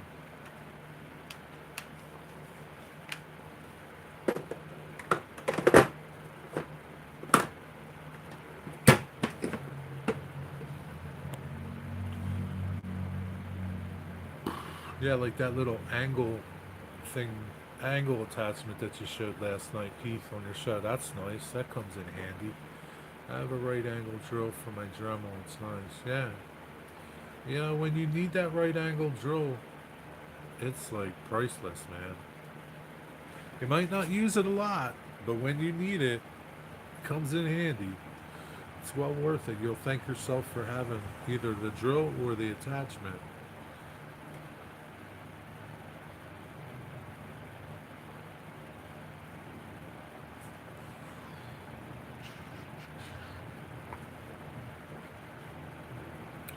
That's tool time. How we get on talking about tools? I think it was Heath. Heath started talking about tools for his project he's going to be building soon. Big project. It's going to be fun to follow that along, Heath. I have a right angle drill.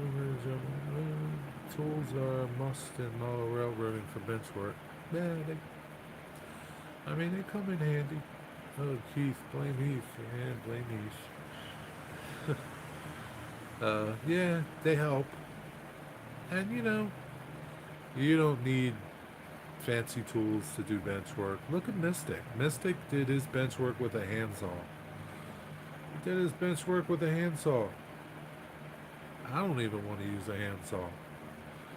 Granted, he didn't have a lot to cut like you're going to have with the amount of bench work you're doing, Heath. But it's doable. It's doable.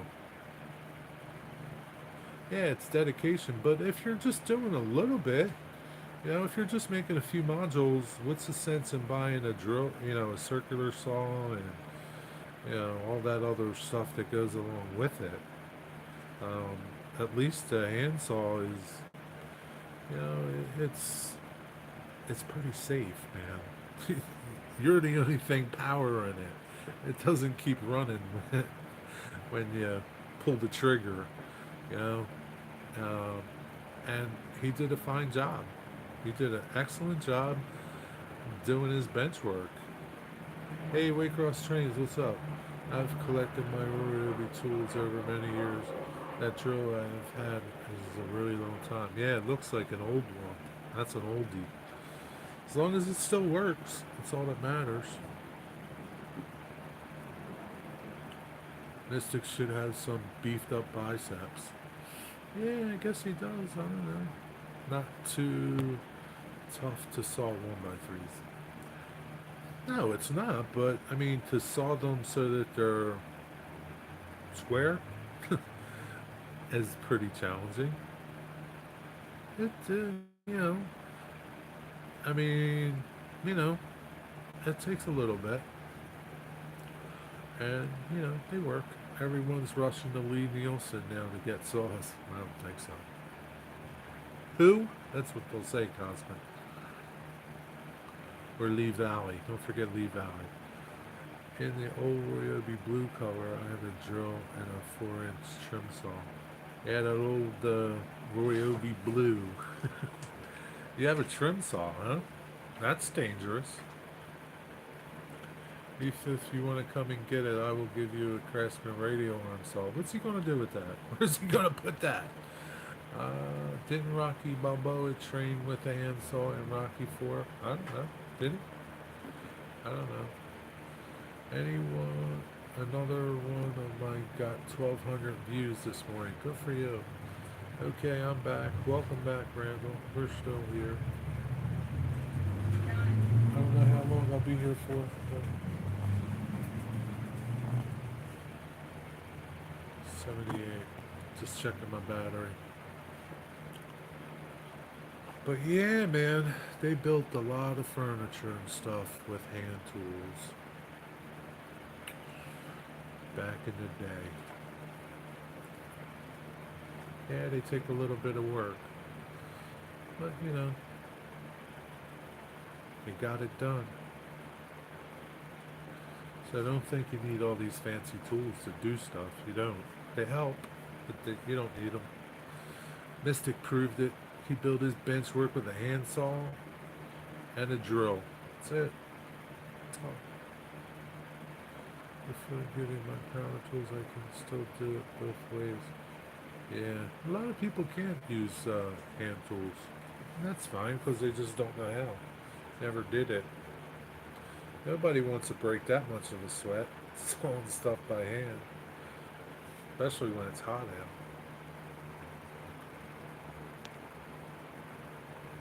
You know, I know guys.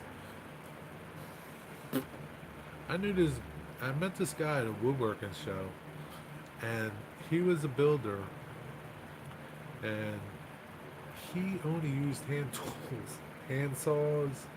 That's all he used. But he could cut some stuff, man. He had all different saws.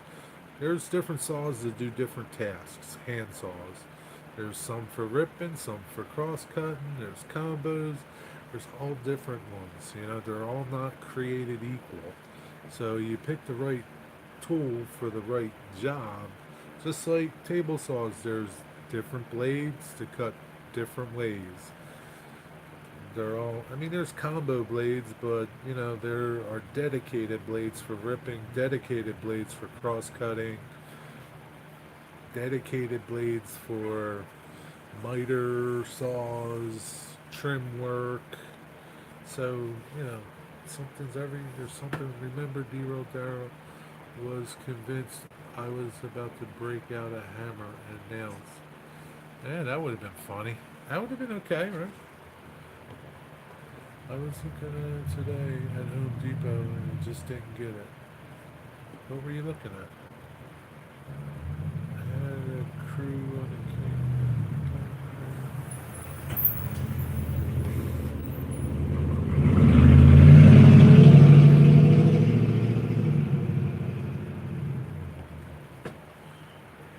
a handheld circular saw, like a powered circular saw? Left-handed circular saw. Yeah. I did the previous layout with hammer and nails. Hammering a 6-penny into a 2x4 is a lost art. Yeah. There's a lot of lost arts.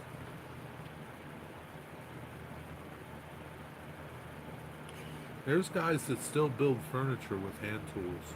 All hand tools. Nothing else. Those guys are purists. Purists, man.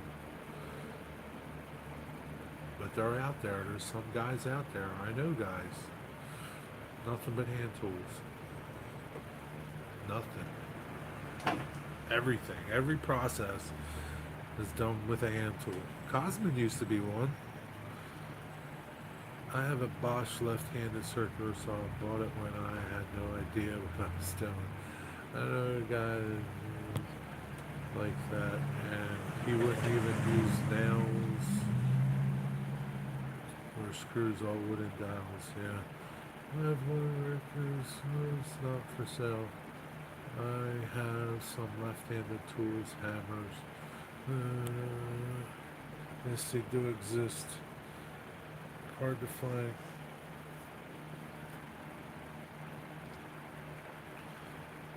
Are you left-handed, Rick?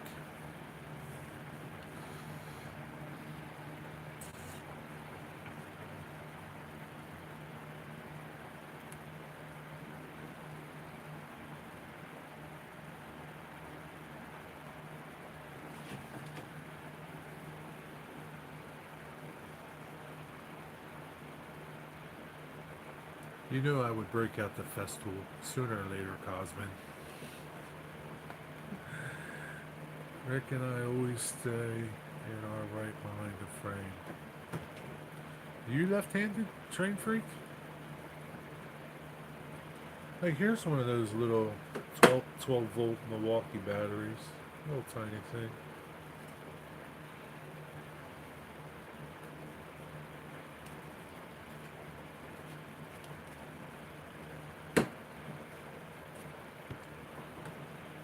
Not left-handed. I was told it was easier to follow the line when cutting.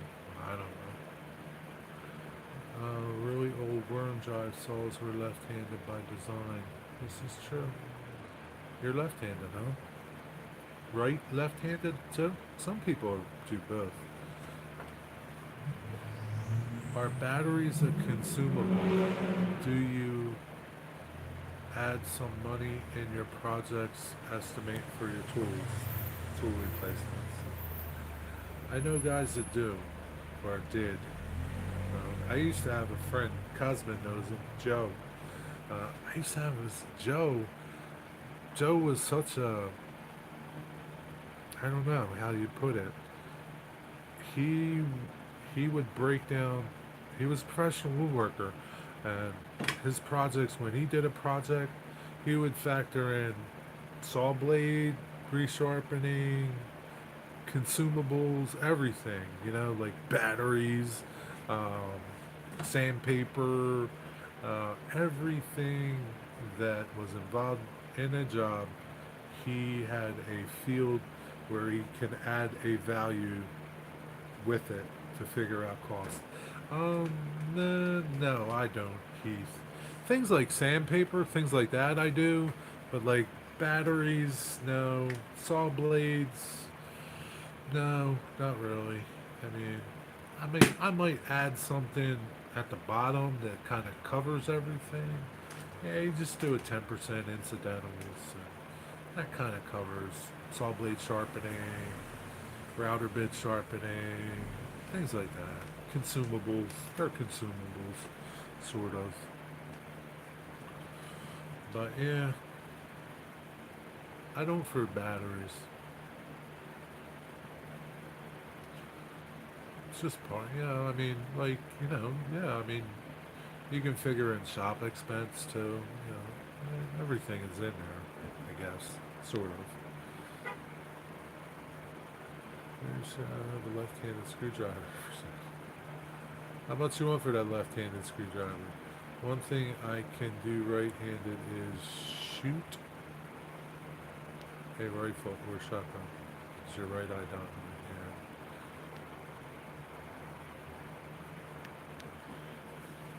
Yeah. It was pretty eye-opening when I learned that you could sharpen a saw blade. I thought you just threw them away. There's a point where, yeah, it's cheaper to throw them away. If you spend, oh man,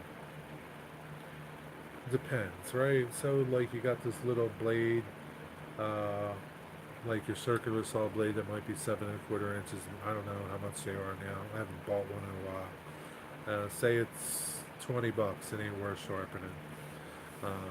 You're spending.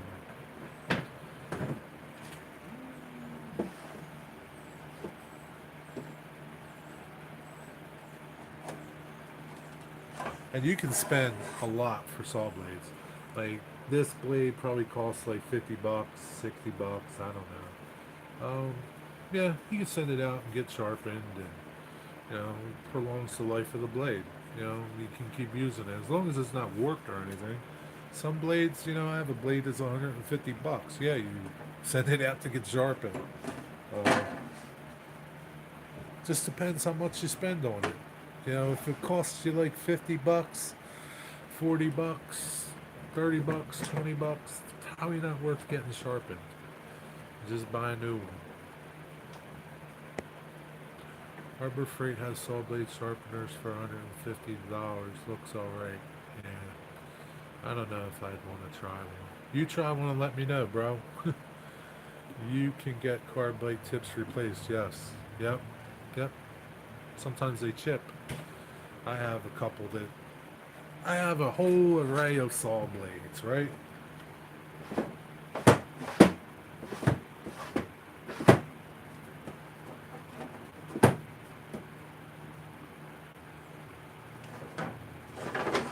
And they're specific, right?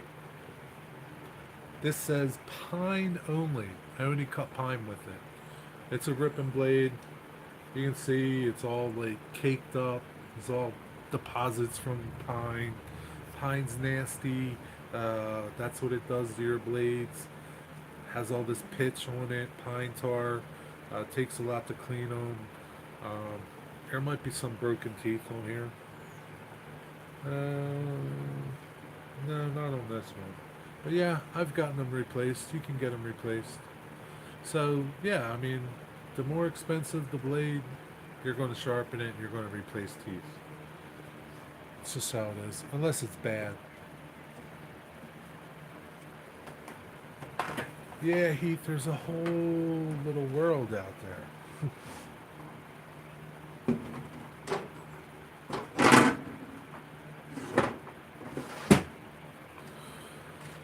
On the left side of my brain, there's nothing right. On the I have two blades for my miter saw, rough cut and a fine cut. Yep.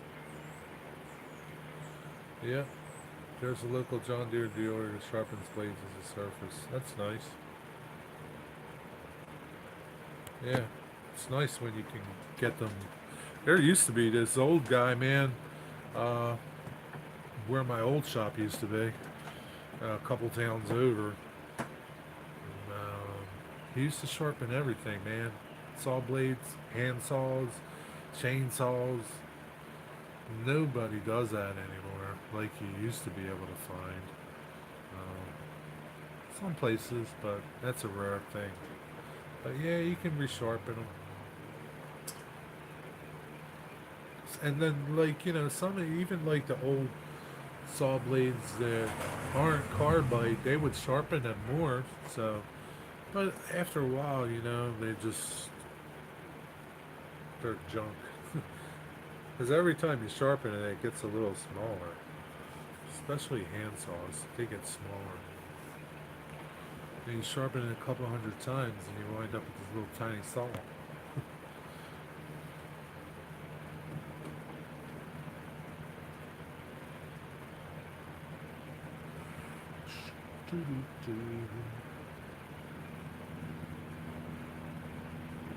Oh, this kind of turned into a questions from the shop. Poor Digger. I don't know where he is.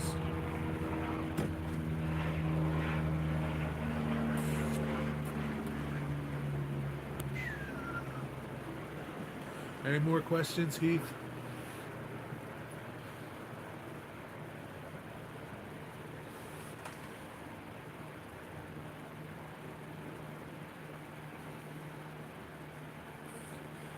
A lot of the cheap circular saw blades that are out now aren't really. No, they're not. Yeah, I mean, like I said, you spend $20 on a blade, it's probably going to cost you $15, $20 to sharpen it or something. I don't know. I forget how much, and it depends on the amount of teeth are on the blade too. So, like, say a 60 tooth blade versus a 100 tooth blade or a 90 tooth blade, a 90 tooth blade is going to cost more to sharpen. So there's a point where it's not worth it. I always have more questions, but trying to do some work. Okay. Work? You're trying to do work? Are you home, Heath? But yeah, I mean, the blades you get at Home Depot, they're pretty decent. I have some. Uh, the red ones are Diablo blades. They're pretty good. I had some Lowe's ones. They're pretty good. Sometimes, you just spend 30 bucks, 40 bucks for a blade. WFH office. I don't know what that is. Work from home? Oh. uh, yeah, you just use it when it comes time to replace it. Pitch it. Recycle it. Give it to the scrap guy. Turn it into ninja blades. I don't know. It's just not worth resharpening. Forest blades only. That's what you use, forest blades. I tell you, man, I gave my forest blade, my flat tooth forest blade, to the dudes at Woodcraft to sharpen, and they ruined it. They put an angled bevel on it. Ruined my $150 blade. I didn't know it until way after I got it back and put it on my saw. I was like so pissed off. Now I gotta send it back to Forest to get it reground right. You remember that? Yeah, I don't use it because, I mean, I don't use it because, you know, I have other blades, but I only used it to do, flat bottoms when I wanted flat bottoms. But yeah, forest blades, and they're not cheap anymore. I think that blade is like 160, $70 now. I bought it was like 110 bucks, 120 bucks, something like that. Digger, where you been? I'm about to go and you're coming in. All the old timers used to turn their old blades into shop clocks. Yeah, that's a good one. Shop clocks.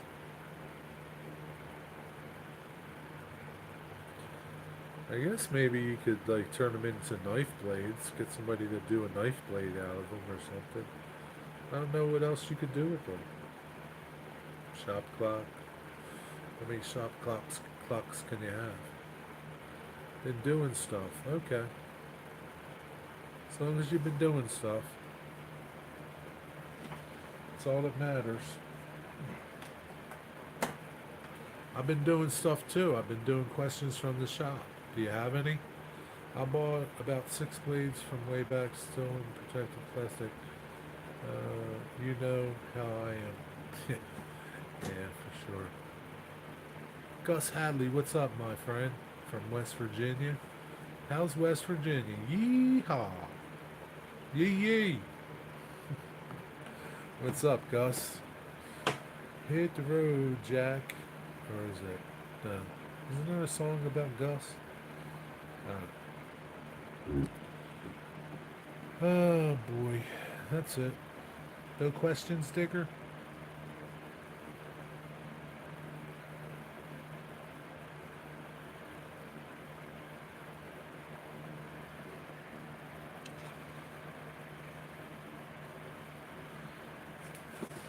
I love it. Now they put Spanish on the boxes. So Ryobi has a 3-year warranty, which is pretty good. It's a limited warranty. And I think you could take Ryobi stuff back to Home Depot.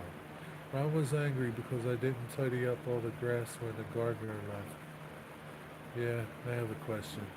You have a gardener? Man, Digger. Mystic, Digger has a gardener. I only used the high-end blades and could sharpen them quite a few times. Had a good shop in Cali. Haven't found one in North Carolina. Mr. Ray, you're from California and moved to North Carolina?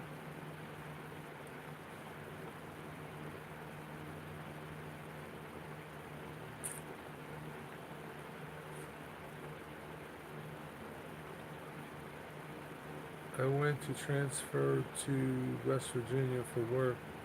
So bad my wife and daughter aren't going for it. Where would you go to West Virginia for work? I know parts of West Virginia are like not really in a decline, and parts are thriving and really busy. West Virginia. West Virginia, Mountain Mama. I'll go to West Virginia with you, Corey. Another 60 years in Iran. I don't blame you. 60 years, huh?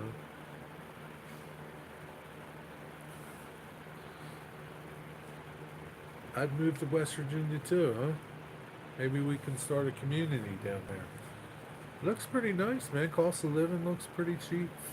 Fairmont area. I don't know where it is, but I guess there's something there to do for you if that's what you want to do.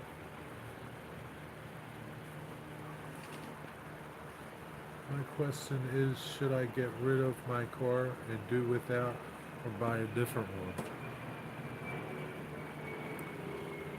Why do you need to get rid of it? Why do you need a different one? Digger can ride horseback.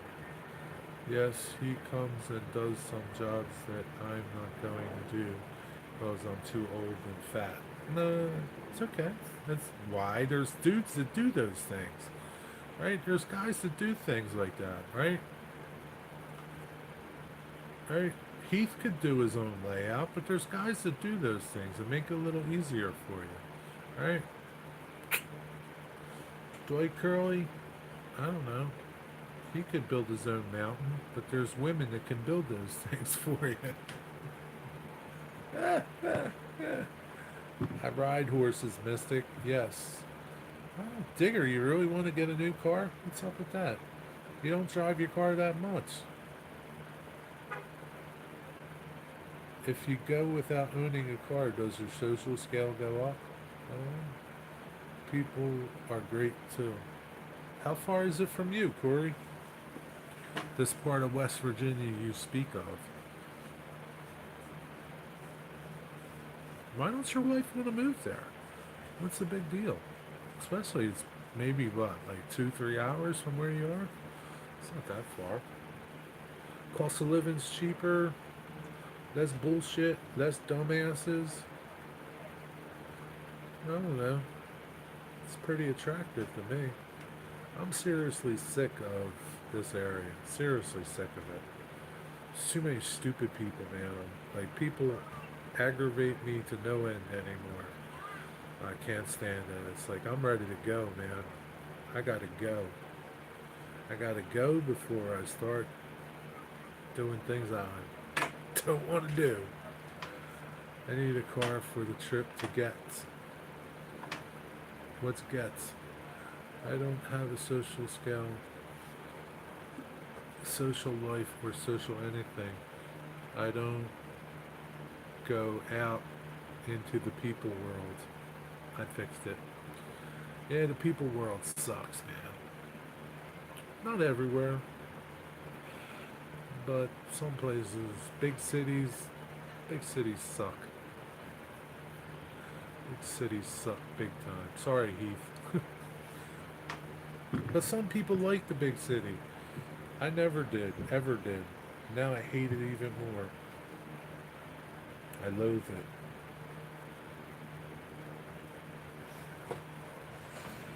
I loathe it. People are getting stupider and stupider. About 2 hours. That's easy, man. I can get to Morgantown in an hour and 15 minutes. Wheeling is a little over an hour. Dude, that's like a no-brainer, man. You're like, it's like going to lunch if she wants to come back to Pittsburgh. That's crazy. You either love it or you hate it. Exactly. You either love it or you hate it, right? I never liked the city. I used to enjoy going to visit my grandparents to live in the city, but I never liked it. It was just, and not, I mean, where I grew up was still the city, but it was outside the city. Wasn't as crowded. We had, creeks and lakes and things to go play in, I just never liked the city, man. It was just never appealing. Do you ride horseback? Yeah, Mystic rides bareback. Bareback. A bareback, and he rides naked. He likes to feel the horse on his butt. Tigger, you really getting a new car? What are you going to get? A Tesla? I can see you getting a little Tesla. Plug it in. That way you'd be, what is that? Um, what is that, um, what is that term? Uh, Politically correct. And what's the other one? Um, your carbon footprint will be reduced. He's a raw dog. Yeah, he is. Just like the Native Americans.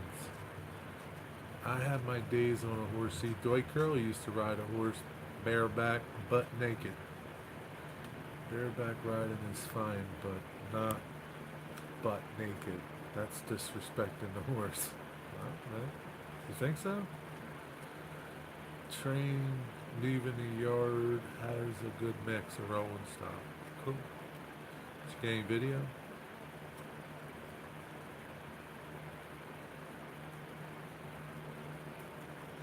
No, what's one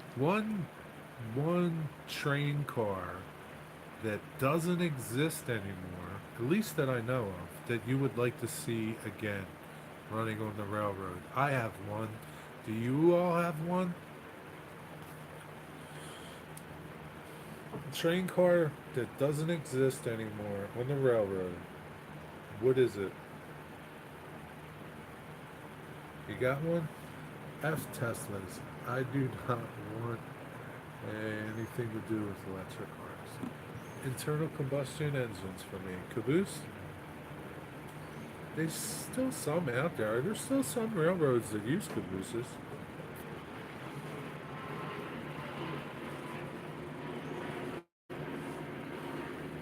But yeah, that's a good one. But there are still some out there. I don't know of any railroad that uses this one that I'm thinking of and hasn't in uh 60 years maybe. They use them as pushing platforms mostly. Yeah, yeah, but they still use them. Not like a typical class one railroad, but there's still some little railroads that use them. I'm talking about use them as crew quarters for road trains. Okay, I'll give you that. I have one even better.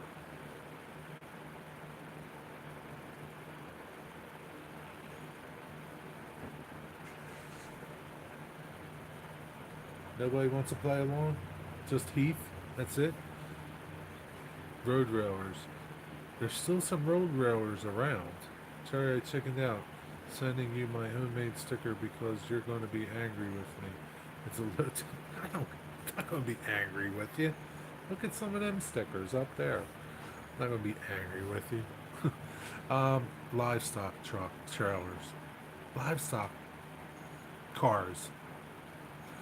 They don't have them anymore, do they? I have never seen one. Never seen one. I mean, you see them at the museum, but livestock trip. I keep saying trailers. Livestock cars. I would love to see them again. They would be so cool.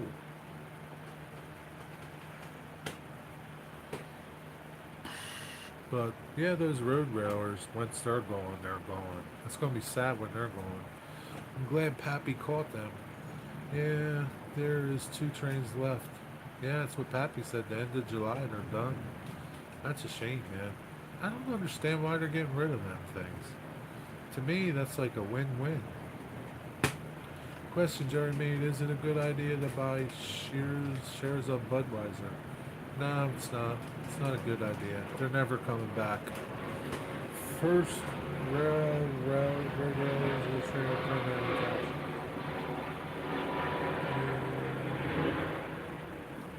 Maybe nowadays they just chop them up and send them in a reefer. Yeah, that's what they do. That's what they do, Mystic. No, they got trucks that carry them too. So, but yeah, that'd be so cool to see them. I know people wouldn't like that. PETA would be out there in force. That's what did the circus train in. PETA.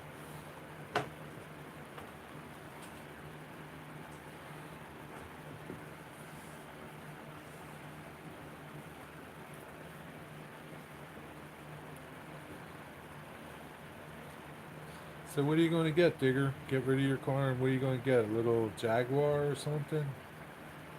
Ferrari? Aston Martin?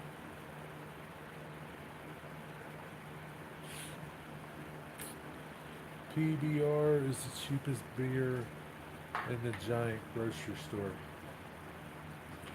I was doing a little test today. Heath, you there?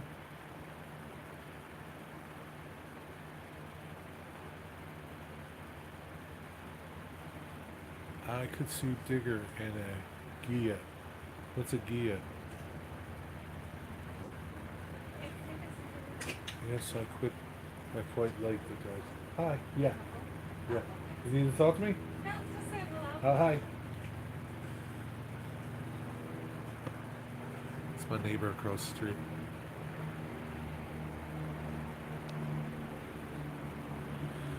Any beer under Anheuser is done. Well, isn't like Corona Anheuser? Are they having a problem? Are they having a problem?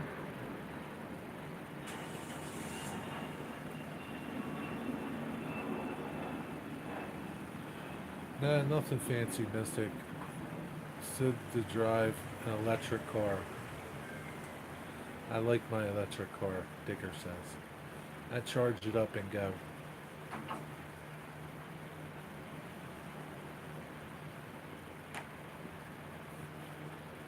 Do you have the bench mounted pocket hole machine?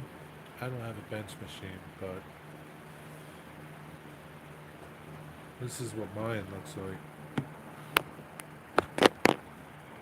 I don't do them enough to buy a bench machine. That's what mine is. This little clamp thing. It's mounted on this thing. I don't do them enough. I made 3 videos from my car mount video log. CSX Fallon trains. That's cool. Did it work good for you, Scott? I don't think he could do those little ones in a machine, but I don't know. Voldo Digger. Yeah. Well, I have to do my end of day computer work. Alright, Corey. See you later, buddy. Have a good night. Take care. Thanks for stopping. Make sure you enter those numbers right.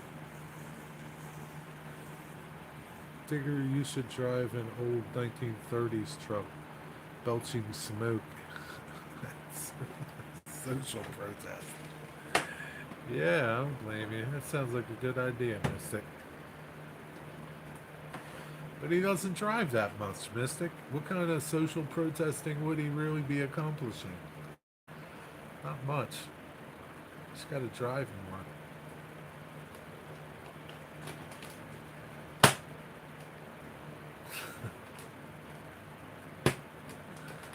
That's a splendid idea. What time is it? 4 o'clock. Holy Christmas. It's 4 o'clock. It's quitting time. Yabba dabba do.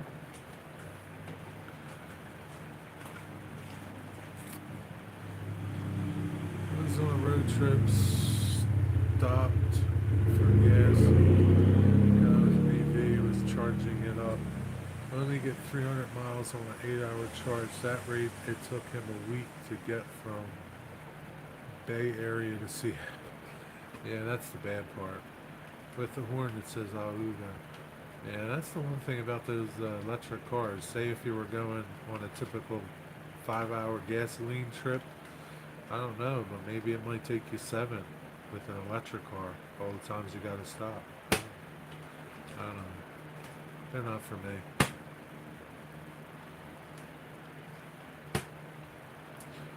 Why don't they invent a car that can run on farts? That would be pretty good. Just think of it. If it ran on farts, right? Then it would also help the bean farmers that make beans. Kidney beans, lima beans, you know, red beans. It would help them out too, right? Because you need to eat more beans to produce more farts to power your car. It's a good idea.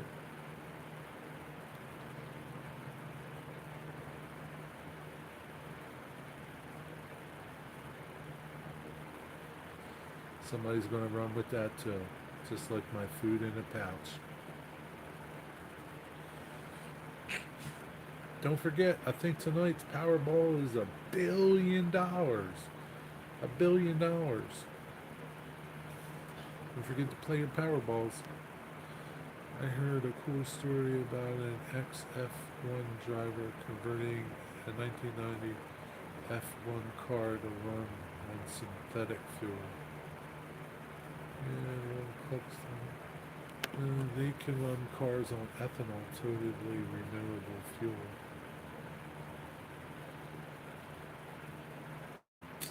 Wonder why they don't do it, Digger. Why don't they do it?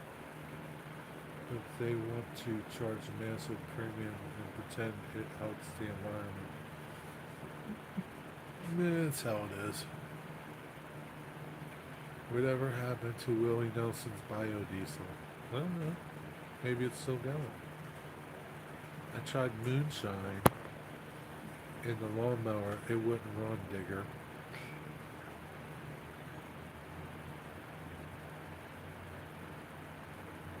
Well, look at that dude.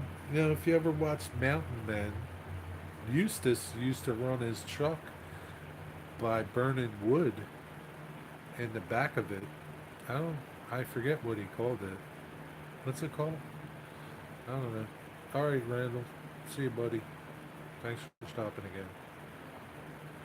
I forget what he called. What do you call that, Digger? He used to run burn wood, and it did something, and it ran his truck. He didn't have no fuel.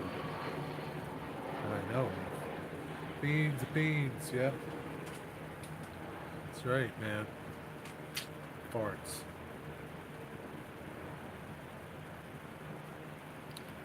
Gasified. Yeah, that's it.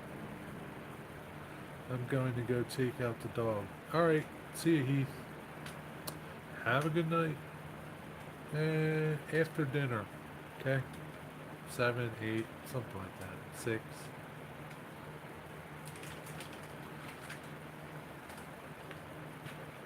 Take care. Take care. I think the biodiesel was made from corn. I don't know, maybe. Well, I think I'm going to wrap it up and head home. It's quitting time. It sounded like a diesel, but it was a gas car. Don't sound too good. All right, y'all. Have a good day. Have a good night. Derail Daryl tonight. George is going to have his contest. Go win something if you can. I don't know what his contest is about.